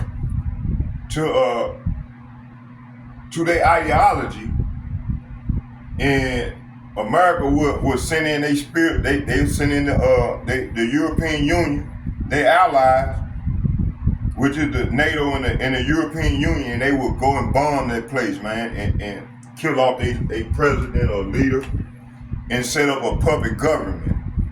So this is why these countries hate America, man. This is why all these other countries hate America. And most of them countries that they named, because I got the transcript, most of these countries was the undeveloped country was Israelites, heavily places where Israelites reside, And then they try to push on this transgender and homosexuality on our people, and trying to enforce women to get sterile, because they didn't want us. They know they on the decline, and we were gonna outnumber them. So just like in the ancient days of Egypt, this man was saying, "Hey, these people are getting more greater than we," like in the ancient days of Egypt, and they did the same thing, had a depopulation agenda. Then when they were killing off the children of Israel, the male, and then they were preserving the women, the little female child for themselves. Same thing is playing out right now, and it's been playing out for the last 50 years, okay, or more.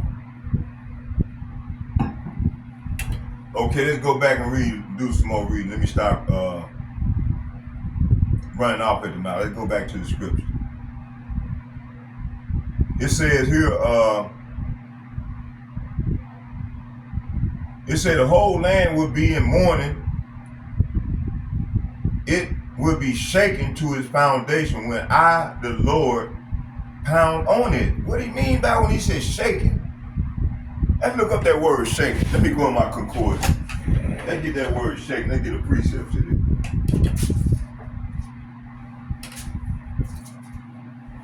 Let's look at that word shaking, y'all. I got time. Oh, beautiful. I'm already in the essence.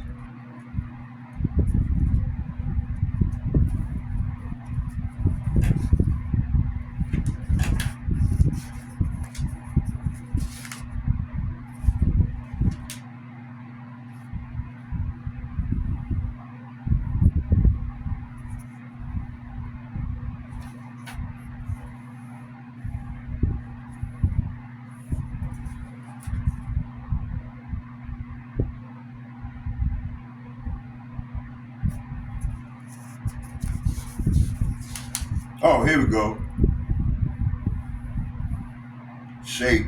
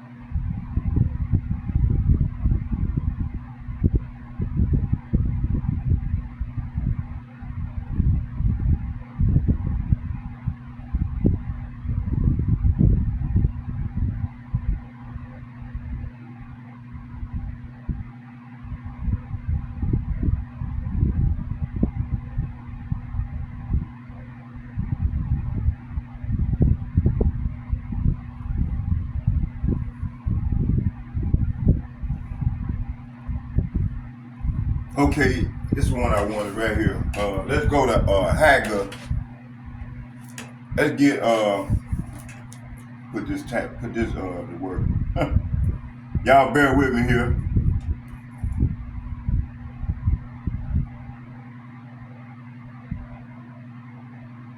Let's go to Haggai. The come on now.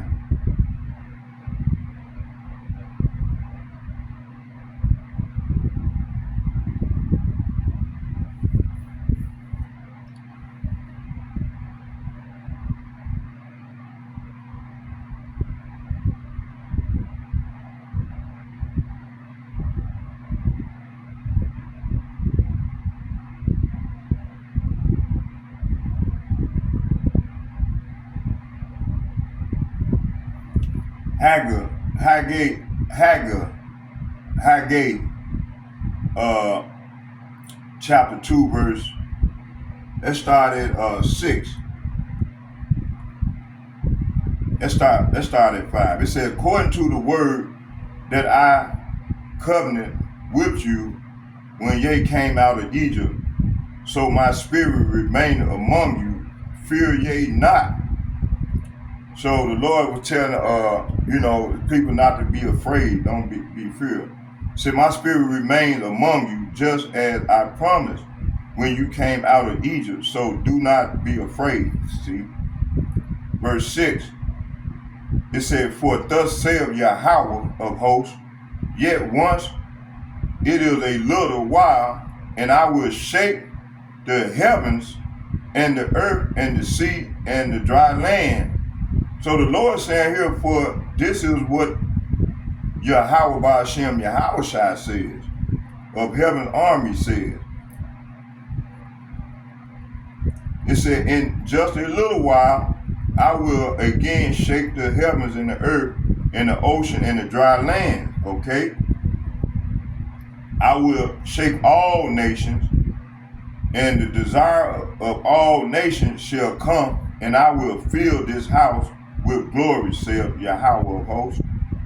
Say I will shake all nations, and the treasure of all the nations will be brought to this temple, and I will fill this place with glory, saith Yahweh of heaven's army. Okay, let's go back to 6.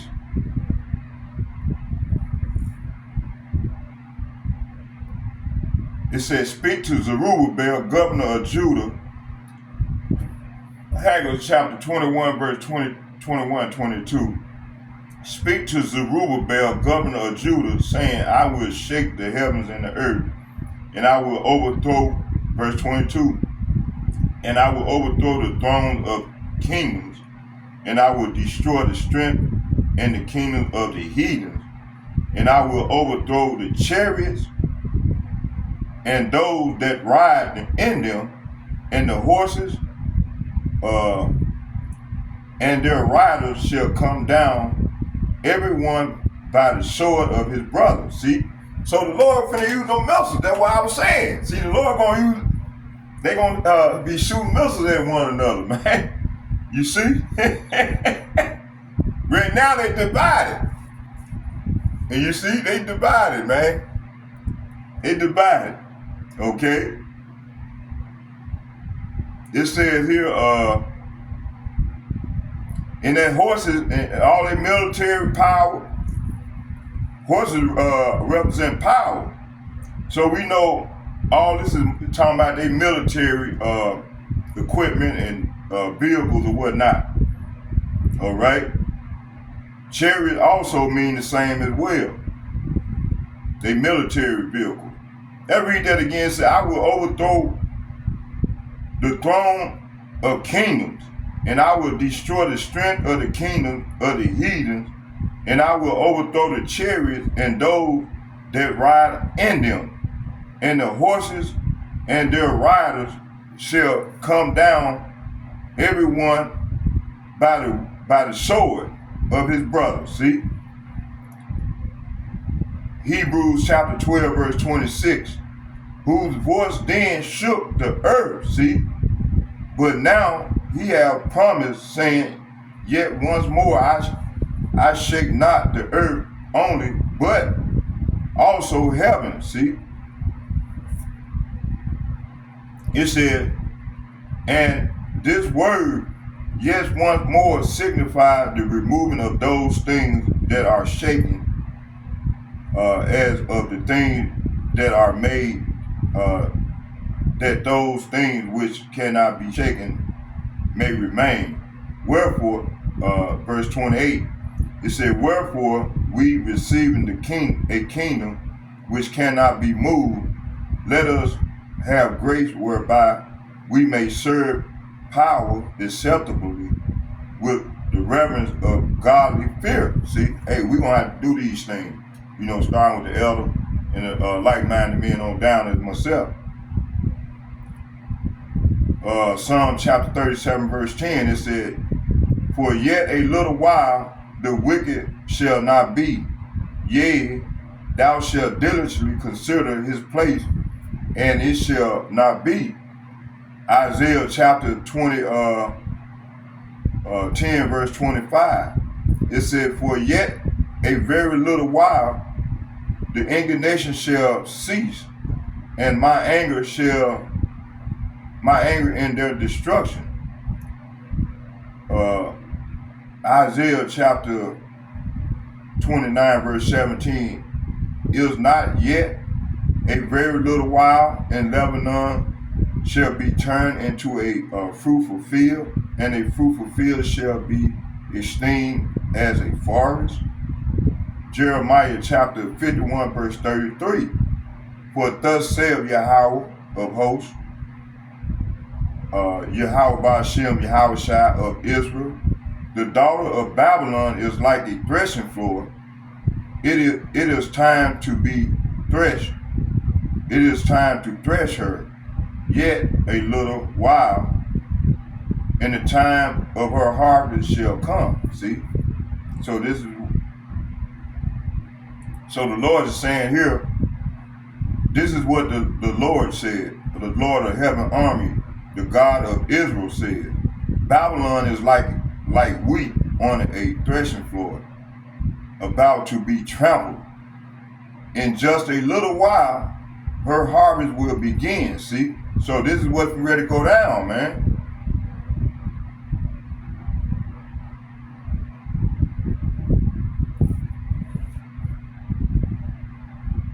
Isaiah chapter 21, verse 10, O my people, threaten and winnow, I have told you everything Yahweh of heaven's army has said. Everything the God of Israel has told me. Isaiah chapter 41, verse 15, you will be a new threshing instrument. Say what? You will be a new threshing instrument with many sharp teeth You will tear your enemies apart, making chaff of mountains. Isaiah chapter 41 verse 16. You will toss them in the air, and the wind will blow them all away. A whirlwind will shatter them. Then you will rejoice in Yahweh. You will glory in the Holy One of Israel. See, the Lord gonna make us a sharp threshing instrument. Okay? Amos chapter 1 verse 3. This is what Yahweh says. The people of Damascus have sinned against again and again, and I will not let them go unpunished. They beat down my people in Gilead as grain in a thresh with iron sledges. Micah chapter 4 verse 3. Rise up and crush the nation, O Jerusalem, says the Lord, says Yahweh. For I will give you iron horns and bronze hooves, so you can trample many nations in pieces, and you will present their stolen riches to Yahweh, and their wealth to Yahweh of all the earth. So the Lord gonna give us power, man. He gonna give us some new bodies and the power when we're gonna tread these demons down, and we're gonna take their wealth, all the stuff that they stored up for themselves, the elites, and it's all gonna come back into our hand. We're gonna present it to the Lord, to Yahweh. Habakkuk chapter 3 verse 12. You march across the land in anger and trample the nation in your fury. Okay, the time of harvest. See, the time of harvest is almost near. It said the whole land will look like a grain field after the harvest have gathered the grain. It will be desolate. See, this is what's going to happen to America. Like a field in the valley of Rephaim, after the harvest. Isaiah chapter 17 verse 6. It said, only a few of his people will be left, like stray olive left on a tree after the harvest. Only 2 or 3 remain in the harvest branches, 4 or 5 scattered here and there on the limbs, declares Yahweh Bahashem Yahushai, the power of Israel. Verse 7, then at last the people will look to their Creator and turn their eyes to the Holy One of Israel. Isaiah chapter 17 verse 8, they will no longer look to their idols for help or worship what their own hand had made. They will never again bow down to their Ashtaroth poles or worship at the pagan shrines they have built. See, like that cobblestone, like fake white man Jesus, Isaiah chapter 17 verse 9 and 10, it says, their largest cities will be like a desert forest, like the land of the Hivites, the Amorites abandoned. When the Israelites came here so long ago, it will be utterly desolate. Verse 10, it said, why? Because you have turned from God who can save you. You have forgotten the rock who can hide you, so you may plant the finest grapevines. This is addressing our people, and import the most expensive seedlings. Isaiah chapter 17 verse 11, they may sprout on the day set them out. Yes, they may blossom on the very morning you plant them, but you will never pick any grapes from them. Your only harvest will be a load of grief and unrelieved pain. So this is what happened to our people, man, for them 250 something years here, you know, being oppressed. Like the Lord said, man, my people is being led like a flock to the slaughter. See, and this is what happened. This is what this talking about. Isaiah chapter 18, verse 5, it says, even before you begin your attack, while your plans are ripening like grapes, Yahweh will cut off your new growth with pruning shears. He will snip off the discard your spreading branches. Okay. Hosea chapter 6, verse 11 says, O Judah, a harvest of punishment is also waiting for you. Talking about them 2/3. Though I wanted to restore your fortunes to my people. Joel chapter 6, verse 13. 3 verse 13. Swing the sickle, for the harvest is ripe. Come tread the grapes, for the winepress is full. The storage vats are overflowing, while the wickedness of these people. So let both grow together until the harvest. Then I will tell the harvest to sort out the weeds and tie them into a bundle and burn them. See, and to put the wheat in the barn. Matthew chapter 13, verse 39. The enemy who planted the weeds among the wheat is the devil. See, so it's talking about these elites. The harvest is the end of the world, and the harvesters are the angels. See, so the angels, so it's all this is the Lord plan. He used these elites to depopulate the earth. Okay, this in actuality, this is the Lord's will. This is His plan to get rid of the 2/3 of the people. Revelation chapter 14, 15 through 20.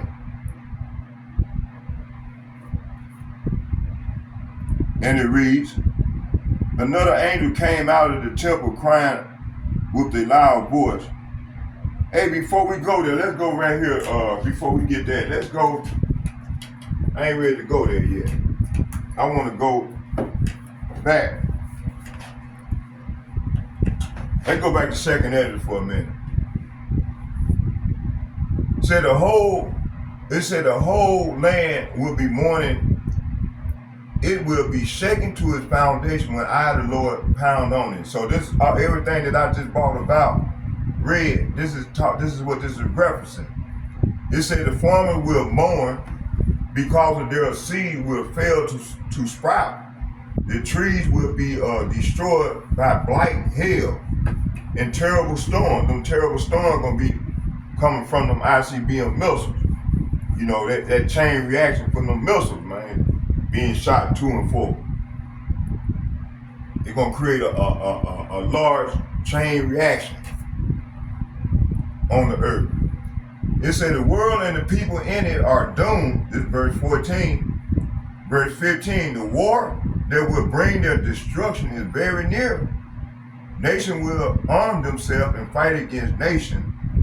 There will be great political turmoil. This is what's going on now in America.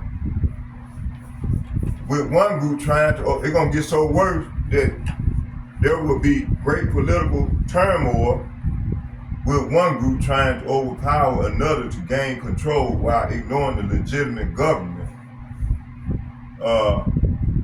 Verse 17, there will no longer be free access to the city.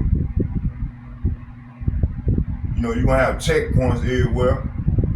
People ain't gonna be able to roam the streets or go where they please freely, okay? It said, because the struggle for power will bring destruction, terror, and total confusion wherever people live. Driven by famine and terrible suffering, People will assault their neighbors and mercilessly plunder their possessions. Verse 20, Yahweh Ba'ashem Yahushua says, I am calling together all the kings of the earth to come from the north, the south, the east, the west, and to turn back and restore what they have taken. I will repay them back. I will pay them back with the same harsh treatment that they have given to my chosen people. The Lord says, verse 22, I will use my power, and there will be no mercy for the sinners. I will put to death all who have murdered innocent people. My anger will become so fierce that fire has blazed out to burn up the foundation of the earth and to burn up the sinners like straw. Sinners who do not keep my commandments, talking about the Lord, talking about his people, are doomed, said the Lord. I will have no mercy on them. Out of my sight, you rebel. So the Lord said, out of my sight, you rebels, and do not defile my temple. Okay, that terrified vision. Okay, the terrified vision. Yahweh Ba'ashem Yahushua is aware of all those who sin against him and will hand them over to death and destruction. Terrible disasters have already come upon the world, so this is what's going to happen. Terrible disasters are already going to be, you're going to already have them terrible disasters, and going to continue to have more. It said terrible disasters have already come upon the world. There is no escape. You have sinned against Yahweh Ba'ashem Yahushua, and he will not rescue you. So 2/3 of our people gonna get caught up in this thing.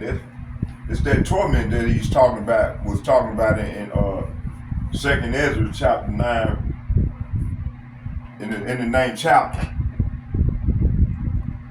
Okay, it says here, it said, then in the east you will suddenly see a fearsome sight.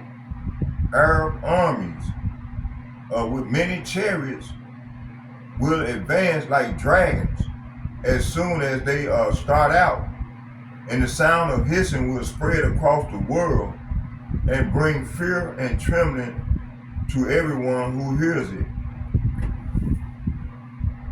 Verse 30, it said, the Carmanians will come out of the forest in a fierce rage like wild boars advancing in full strength to attack the dragons. With their tusks, they will tear up a large part of Syria. Verse 31, but the dragon will unite their forces and regain their former strength and win the victory. They will turn and pursue the wild boars, who will be thrown in panic and beaten into silence and forced to turn and run. The wild boars will be ambushed in Assyria, and one of them will be killed.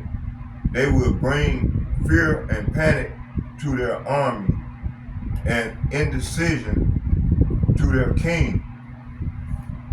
Then suddenly clouds, terrible, angry storm clouds, will cover the sky, one end to the other, and they will collide head on and release their violence upon the earth.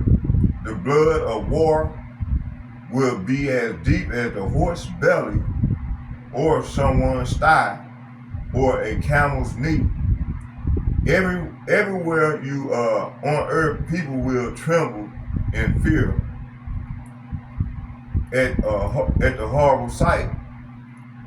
Verse 38, it's a great storm cloud will move in from the north and the south, and other from the west. But the winds from the east will prevail and push back those angry storm clouds that were about to bring destruction. It said huge, powerful, angry storm clouds will rise and ruin the whole world and its people. See, that's talking about them the ICBM missiles, man. A terrible storm cloud, it's like a terrible storm of fire, hail, and flashing swords will come sweeping down on those who have power and authority. See, talking about these elites. It said every river will overflow into fields and floods will demolish cities, walls, mountains, hills, forests, crops. This destruction will press on until it reaches Babylon and engulf it in a raging storm of ruin. The dust and the smoke will form a great cloud reaching to the sky, and all the neighboring cities will mourn for Babylon. Everyone who survives will become a slave to those who destroy the city. Okay? All right, let's stop there. Let's go here to Ezekiel.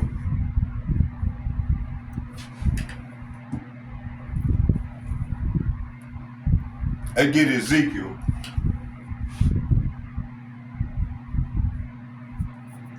Y'all excuse me, I'm all over the place, but hey.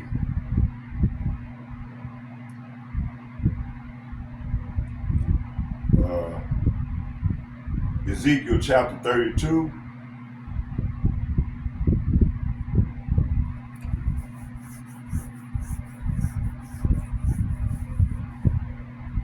Ezekiel chapter 32.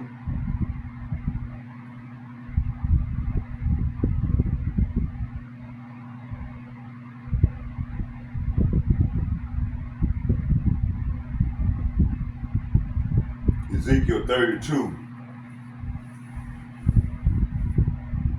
Ezekiel 32, verse, I'm going to start at the top. It said, it came to pass in it. Matter of fact, no, let's leave this alone. Let's start at 2. It says, Son of man, take up a lamentation for the king of Pharaoh. The king of Egypt. Pharaoh, king of Egypt. And say unto him, thou art like a young lion of the nation, and thou art as a whale in the seas, and thou camest forth with thy rivers, and troubled the waters with thy feet, and foulest thy rivers. Okay. So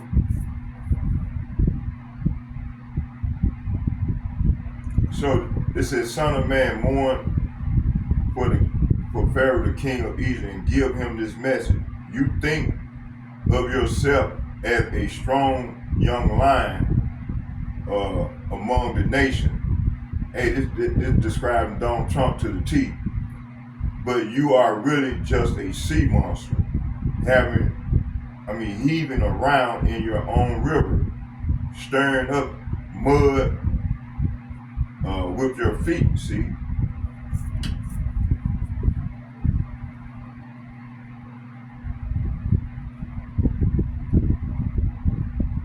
So Ezekiel chapter 32 is representing misery, wretchedness of distress or suffering caused by need, privation or poverty, great and mental or emotional distress, extreme unhappiness. See, this is what we experience over here in America right now. You know, it's a cause of source of all cause. It's a cause of distress, a cause of source of distress. A, pain or misery, rheumatism, often misery a case or period of despondency, gloom, tribulation and trial, suffering, grief, anguish, woe, torment, desolation. Okay.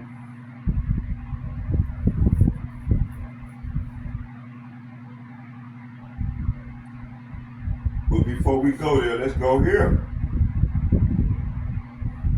Going to Ezekiel 32. Let's start here. I want to go get this first. I almost forgot to bring them out. Let's go to Habakkuk, the first chapter.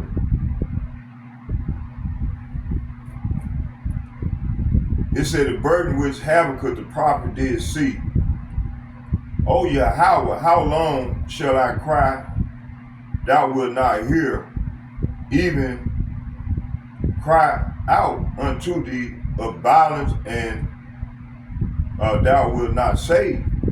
Verse 3, why do thou show me iniquity and cause me to behold grievance?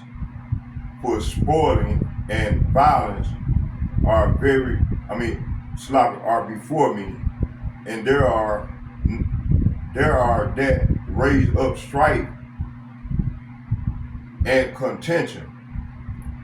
Verse 4, it said, therefore the law is slack, and judgment do never go forth.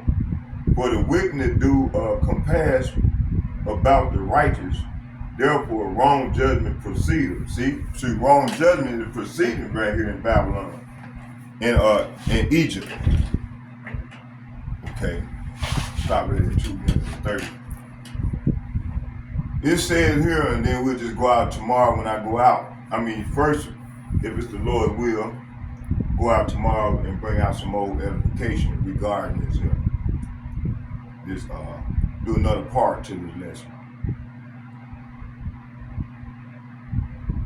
Verse 5, it said, behold, yea, among the heathen, and regard the wonder marvelously, for I will work a work in your days, which ye will not believe, though it be told you. See, the Lord gonna work a wonderful work in our days. And a lot of, unbelievers ain't gonna believe it if we even told it to them. So this is the message that the prophet Habakkuk received in a vision. He was crying out he was complaining to the Lord, how long, O Lord, must I call for help, but you do not listen? Violence is everywhere. I cry, but you do not come to save. Verse 3 is saying, must I forever see these evil deeds? Why must I watch all this misery? See, there go one of the words I just mentioned. It said, wherever I look, I see destruction and violence. I am surrounded by people who love to argue and fight. See? But law has become paralyzed. So the law has become, that word slack is talking about paralyzed. And there is no justice in the courts. There ain't no justice in the courts, man. Listen, it wasn't no justice in the courts, for us. And still not. To this very day. So now a lot of the Edomites, they experiencing this here, So the Lord is turning these plagues gradually off us and putting them on our enemy. It said the wicked far outnumber the righteous, so that justice has become perverted. So the justice has become perverted here in Babylon and throughout the earth right now, because you got the wicked ruling the earth in wickedness, you see. Verse 5, it said, behold, yea, among the heathen, and regard the wonder marvelously, for I will work a work in your days which ye will not believe though it be told you. Okay. So the Lord replied, he said, the Lord replied, look around at the nations, look and be amazed. For I am doing something in your own day. Talking about now, something you wouldn't believe even if someone told you about it. Verse 6, it said, I am raising up the Babylonians. The Babylonians is talking about these Chaldeans. Okay? Let's get it in the KJV. It said, for lo, I raise up the Chaldeans, that bitter and hasty nation, whose shall march through the breed of the land to possess the dwelling places that are not theirs. See, hey, did we did not hear what that dude,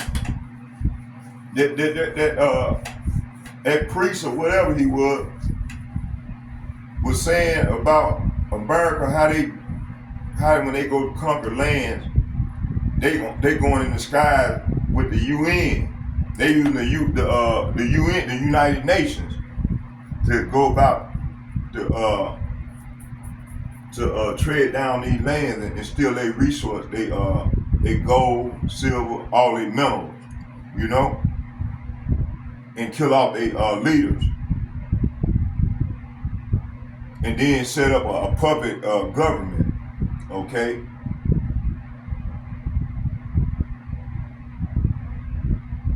It said, for lo, I raise up the Chaldeans, a bitter and hasty nation, which shall march through the breeding of the land and to possess. Man, I'm going too fast. I've been drinking this coffee. Y'all so bear with me. To possess the dwelling place that are not theirs. See, hey, this is how they get down. Verse 7, it said, they are terrible and dreadful. Their judgment and their dignity shall proceed of themselves. See? So their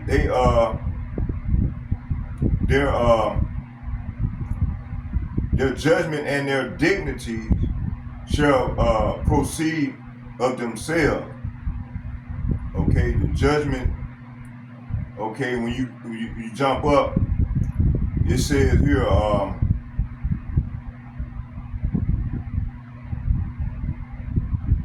it said that, this is referencing verse 4. It said, therefore the law is slack, the judgment do never go forth, for the wickedness do compass about the righteous, and for wrong judgment proceed. See? Okay, go back down to 6. It said, I am raising up the Babylonians, a cruel and violent people. Talking about these Edomites here in the West. It said they will march across the world and conquer other lands. See, this is what this man have done through the skies of NATO, the United Nations, and the European Union. It said their horses, talking about the power, their power, horses represent power. It said their horses also are swifter than the leopards, and are more fierce than the evening wolves, and their horsemen shall spread themselves, and their horsemen shall come from far. They shall fly as an eagle. They go that word eagle again, that hasteth to eat, and they shall come all the violence. They shall come for violence. They shall come all for violence. Their faces shall rise up as the east wind, and they shall gather the captivity of as the sand. Okay, let's go back. So Habakkuk 1 through 6 through 9 is saying, I am raising up the Babylonians, a cruel and violent people. They will march across the land. They will march across the world and conquer other lands. They are notorious for their cruelty, see, and do whatever they like. Their horses, talking about their power, are swifter than cheetahs and fiercer than wolves at dusk. Their charioteers charge from far away like eagles. They swoop down and devour their prey. See? Verse 9, it said, as they come all bent on violence, their hordes advance like a desert wind, sweeping captives ahead of them like sand. They scoff at the king and prince and scorn their fortresses. They simply pile ramps of earth against their walls and capture them. They sweep past like wind and are gone, but they are deeply guilty, for their own strength is their God. See, it's their God. Right now, God is AI, which they God are themselves, but they using their wisdom of science and wisdom of science to bring about this AI. So that's gonna be their form of God, to rule the earth, through them. Okay, here go the second complaint by Habakkuk. It said, art thou not from everlasting, O Yahweh, by Hashem Yahweh shall my power, my Holy One, we shall not die, O Yahweh. Thou hast ordained them for judgment, and Almighty power, thou hast established them for correction. Thou art of purer eyes than to behold evil, and cannot look on iniquity. Wherefore lookest thou upon them that deal treacherously, and holdeth thy tongue when the wicked devour the man that is more righteous than he. Verse 14, and maketh men as fishes of the sea and creeping things that have no ruler over them. Okay, so verse 12 through 14 is saying, O Lord, my power, my Holy One, you who are eternal, surely you do not plan to wipe us out. O Lord, our rock, you have sent these Babylonians to correct us. So the Lord is using these Edomites for correction, these Babylonians for correction, correcting the Israelites. They like a whooping stick to correct us, to punish us for our many sins, see? But you are pure and cannot stand the sight of evil. So the Lord is pure, he can't stand the sight of evil. Will you wink at their treachery? So Habakkuk is asking the Lord, will you wink at their treachery? Should you be silent while the wicked swallow up people more righteous than they?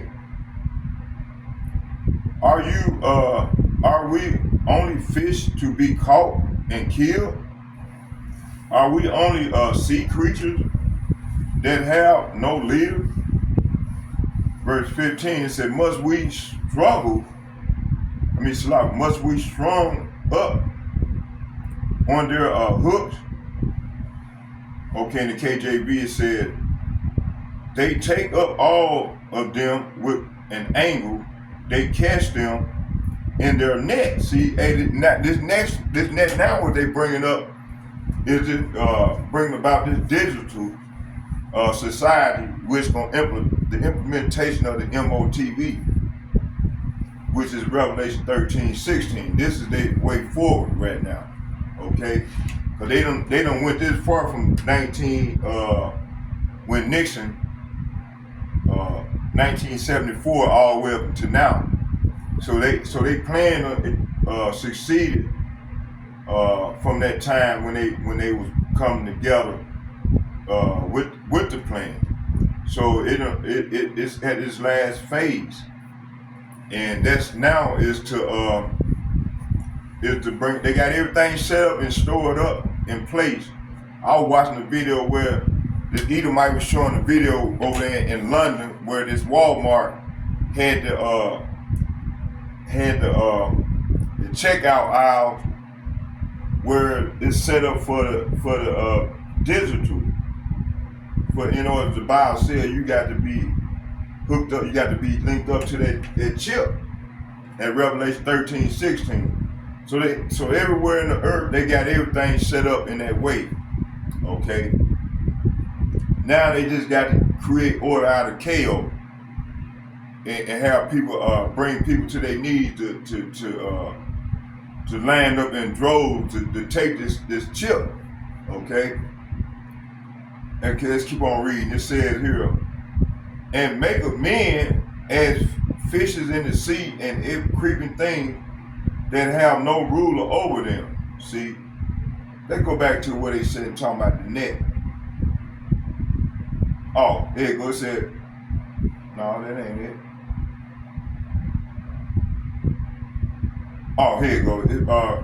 Habakkuk chapter 1, verse 15. It says, they take up all of them with an angle. See, they take up all of them with an angle. So they conjure up new ways. Well, all of them at an angle. So this is my way of saying it. It said they take up all of them with an angle and catch them in their net, see, and gather them in their drag. Therefore they rejoice and are glad. See, hey, we're gonna go into this precept hopefully tomorrow, Lord willing, tomorrow when I get ready to do part. I don't know what this is, fourth part of this lesson. You know, I told you I'm gonna have to make a series part of this lesson because it's a lot. It's a lot. So I think the Lord want me to take my time and bring it out in little increments, and you know, in that way, instead of trying to rush everything through and being careless. Okay, so it says here, are we only fishes to be caught and killed? Are we only sea creatures that have no leader? Must we be strung up on their hooks and caught in their nets while they rejoice and celebrate? See? Verse 16 and 17, it said, therefore they sacrifice unto their net and burn incense unto their drag, because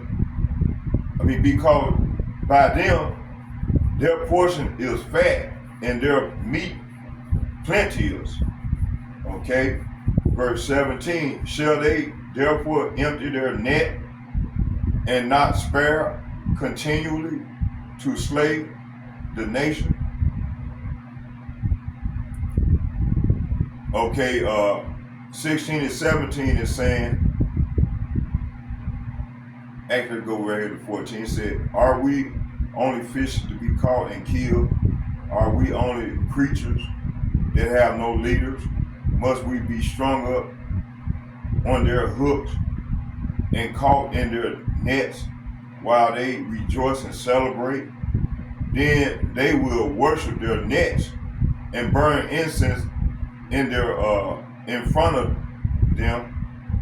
These nets are the gods. Say what? These nets are the gods who have made us rich, they will claim. Will you let them get away with this forever? Will they succeed forever in their heartless conquest? So, hey, this is what happened with, and also this is what we saying now, asking the Lord in our complaint. Read at 2:30, all praise. I want to get going to Habakkuk chapter 2. Okay, we're going to read, the Spirit told me go and get Habakkuk chapter 2 and then stop there and come on back tomorrow with a lesson, with the continuation of the lesson. Okay, Habakkuk chapter 2, and I'm going to read the whole chapter. It says here, I will stand upon my watch and set me upon the tower, and will watch to see what he will say unto me, and what I shall answer when I am reproved. Hey, this is what started with the elder apostle and bishop and the like-minded men on down as myself doing, you see. Standing upon our watch. Verse 2, and Yahweh answered me and said, write the vision and make it plain upon table, that he may run that readeth it. Verse 3, for the vision is yet for an appointed time, but at the end it shall speak and not lie. Though it tarry, wait for it, because it will surely come to pass. It will surely come. It will not tarry. But a lot of people saying it shall come to pass. Okay.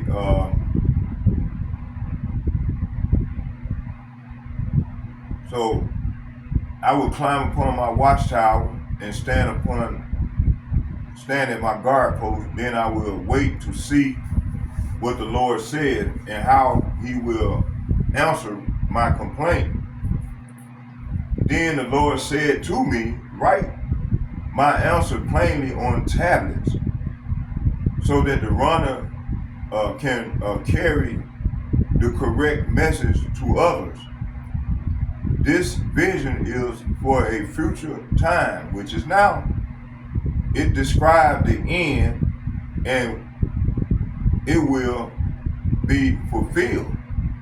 It seems slow in coming. Wait patiently, for it will surely take place.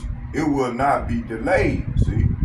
So this vision, what the prophet, what we've been seeing, is not going to be delayed any longer. It's going to come.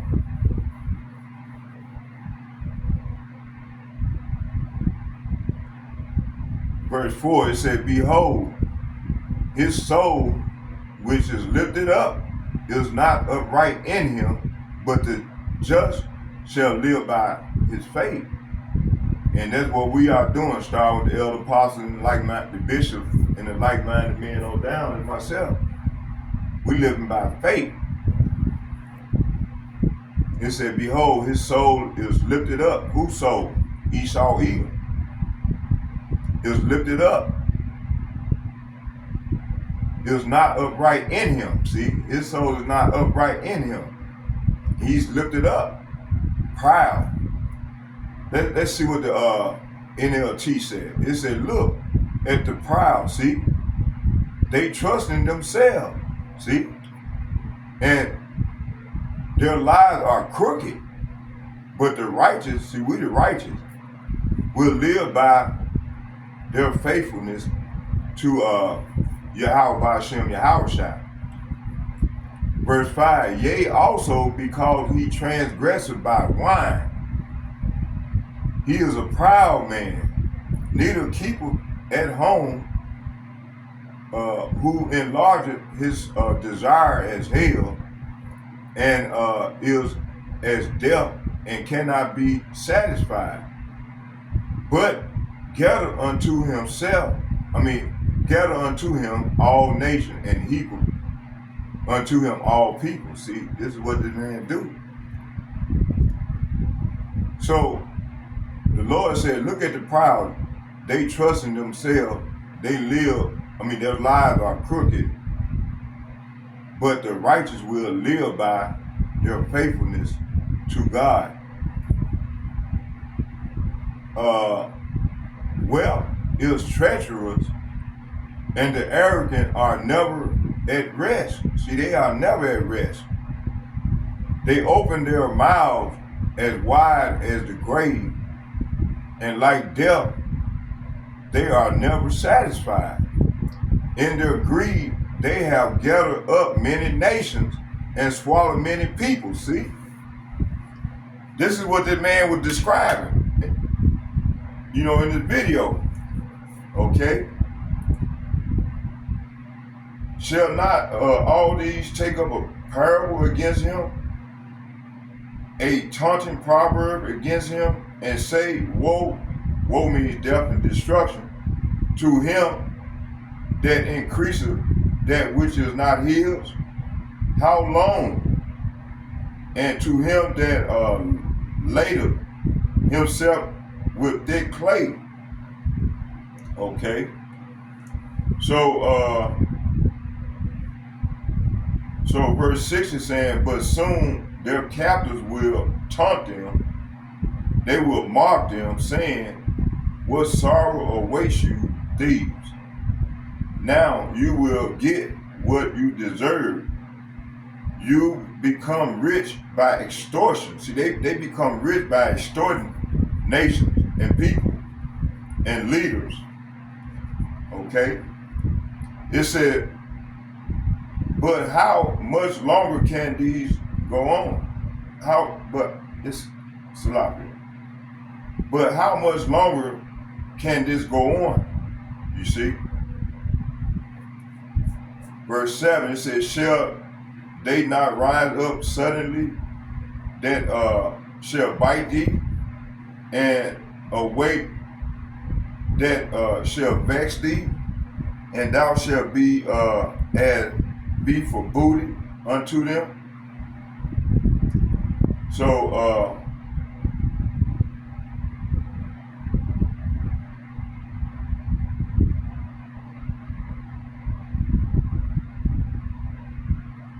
So verse 6 is saying, but soon their captors will taunt them, they will mock them, saying, what sorrow awaits you, thieves? Now you will get what you deserve. You become rich by extortion. But how much longer can this go on? Verse 7, suddenly your debtors will take action. See, they will turn on you. See, so NATO and their allies gonna turn on America, man.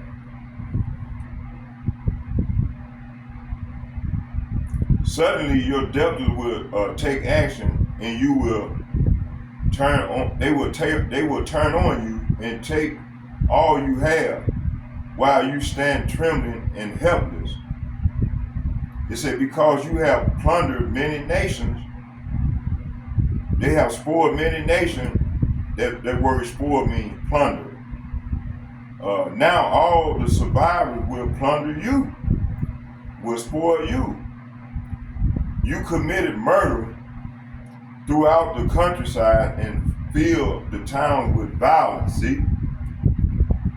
Verse 9, it said, woe to him that covet evil, covetousness to his house, that he may set his nest on high, that he may be delivered from the power of evil. So verse 9 is saying, what sorrow awaits you who build big houses with money gained dishonestly. See, you believe your wealth will buy security. See, they believe that. Putting your family nest beyond the reach of danger. See, this is what they do. These elites and these rich Edomites.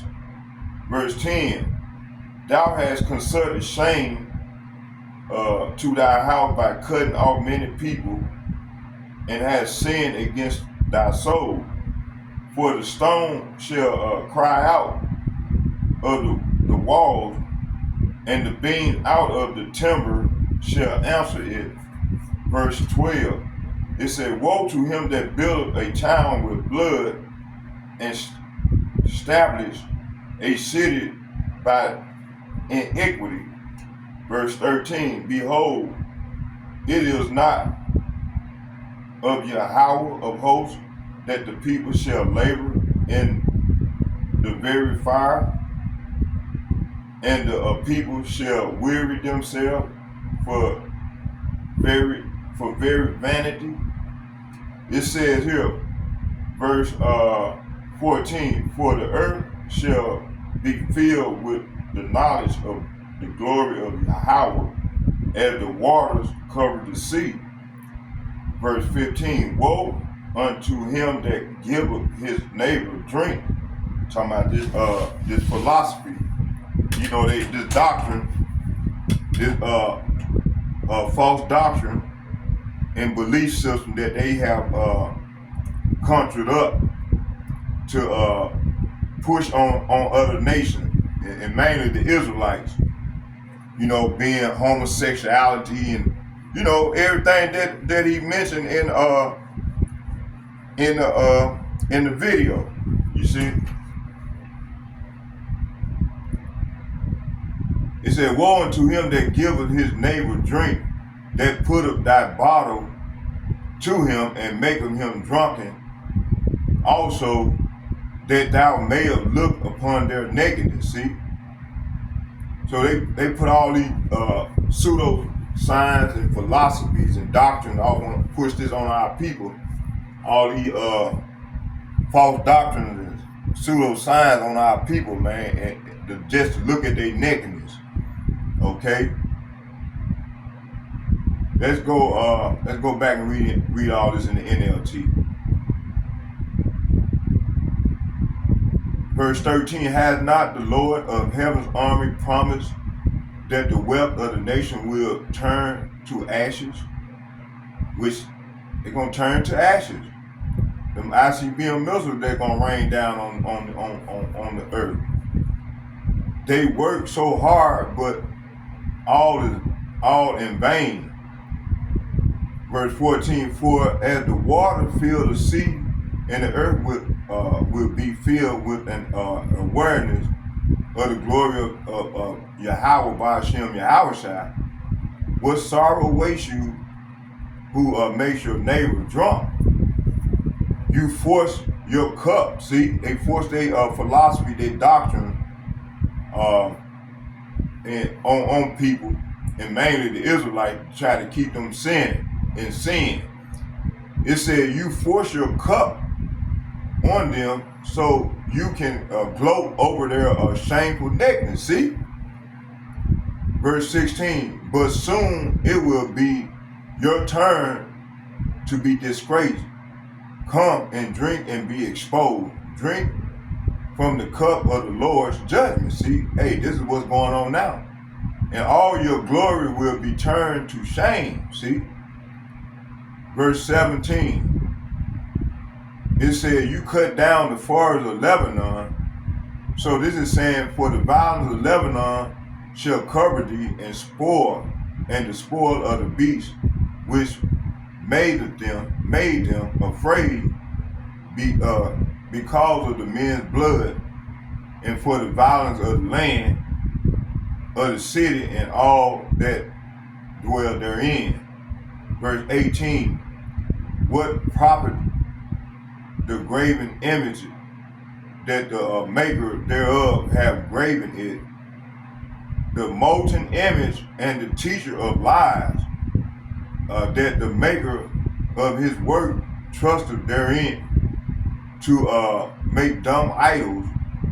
Verse 19, it said, woe unto him that saith to the wood, awake, and to the stone, arise, it shall teach. Behold, it is laid over with gold and silver, and there is no breath at all in the midst of it.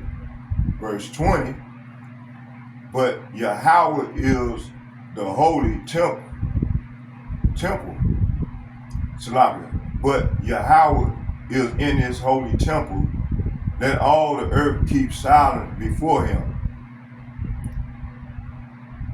So verse 16, but soon it will be your turn to be disgraced. So it's gonna be this devil's turn to be disgraced. So the Lord gonna say, come drink and be exposed.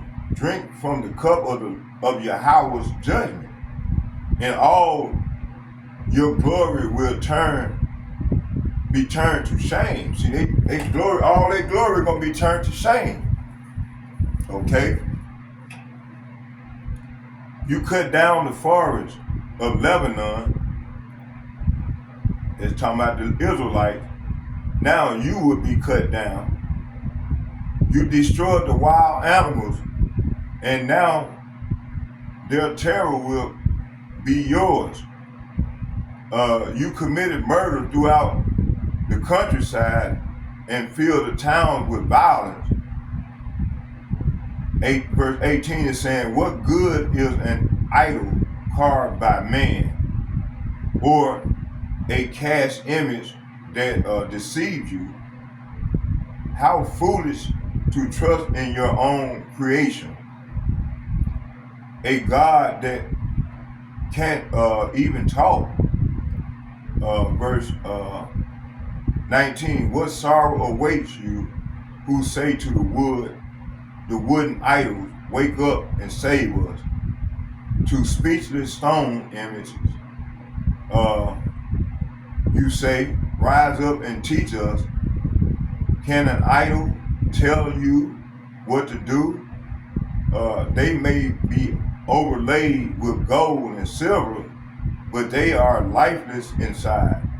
Verse 20, but the Lord is holy, but the Lord is in his holy temple. Let all the earth be silent before him. Okay, let's go. We're gonna close at Revelation. Okay, I just wanted to read that chapter, get that out of the way. Let's go right here. Revelation chapter 18. Let's go back to Revelation chapter 18.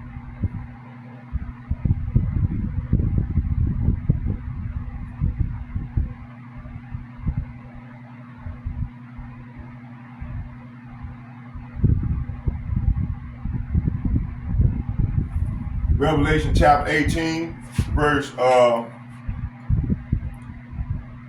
so the Lord is now is bringing judgment on this horde and these people, these Babylonians, and start with two-thirds of our people, along with the rest of the heathen nation that's in bed with this devil, with this man.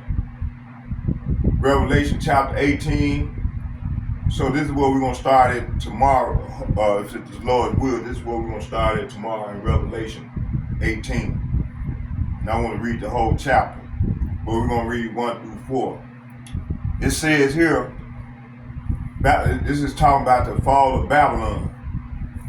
Okay, it said, after these things I saw another angel come down from heaven, having great power, and the earth was lightened with his glory. So verse 1 is saying, after all this I saw another angel come down from heaven with great authority, and the earth grew bright with his splendor. Verse 2, and he cried mightily with a strong voice, saying, Babylon the great is become the habitation of devils and the whole of every foul spirit, and the cage of every unclean and hurtful bird. This is referencing people. Okay, he said he gave a mighty shout, and Babylon is falling. That great city is falling.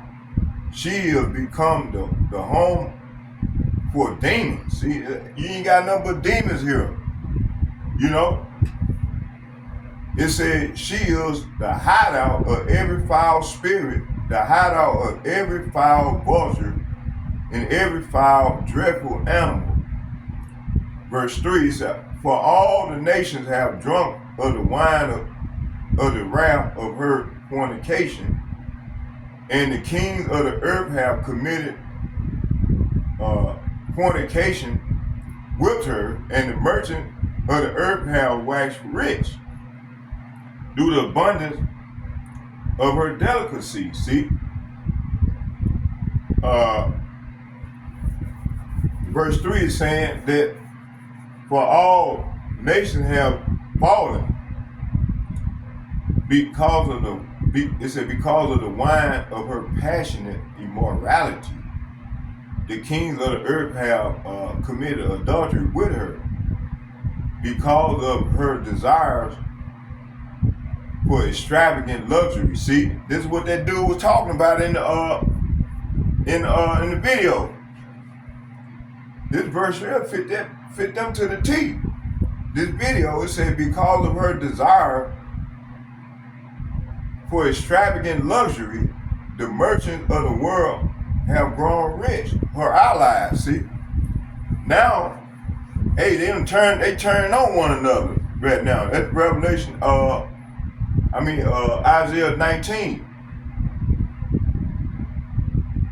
Verse 4, and I heard another voice from heaven saying, come out of her, my people, that ye be not partakers of her sin, and that ye receive not of her plague. See, the Lord is plaguing this place, you see? So verse 4 is saying, then I heard another voice calling from heaven, come away from her, my people, which is Negroes, Latinos, and the Native Americans, along with these speckled birds. The Lord said, come out of her. It said, do not take part in her sin, which you got 2/3 of our people is doing the things that the Lord told us not to do. Okay, and they're going to receive of her plague, which they have already started. It said, come away from her, my people, and do not take part in her sin, or you will be punished with her. See? And that's what's going on. So I hope y'all was edified. I'm past that threshing. Let's go and say a prayer. I hope y'all was edified. I'm sorry for being all over the place. But, we're going to bring out some more edification tomorrow on the highway and the byway. This is the Lord's will. Lord willing. So, let's get a prayer. Barakatah Yahweh. Barakatah Yahweh Shai. Barakatah Yahweh. Barakatah Yahweh Shai. Barakatah Yahweh. Barakatah Yahweh Shai. Call Loyam Yahweh. Bahasham Yahweh Shai. Bahasham Rakak Hadash. Shalom. And second, I'd like to give double shouts and double honor to all the elder apostles from GMS, apostles and bishops from GMS. And third, I would like to give shouts out to all the like-minded men on down as myself. I like to say shalom, shalom to y'all. May Yahweh Ba'ashem, Yahweh Shai bless us all as we go further off in the great tribulation, which is Jacob's trouble. Shalom, shalom, shalom. I'm out.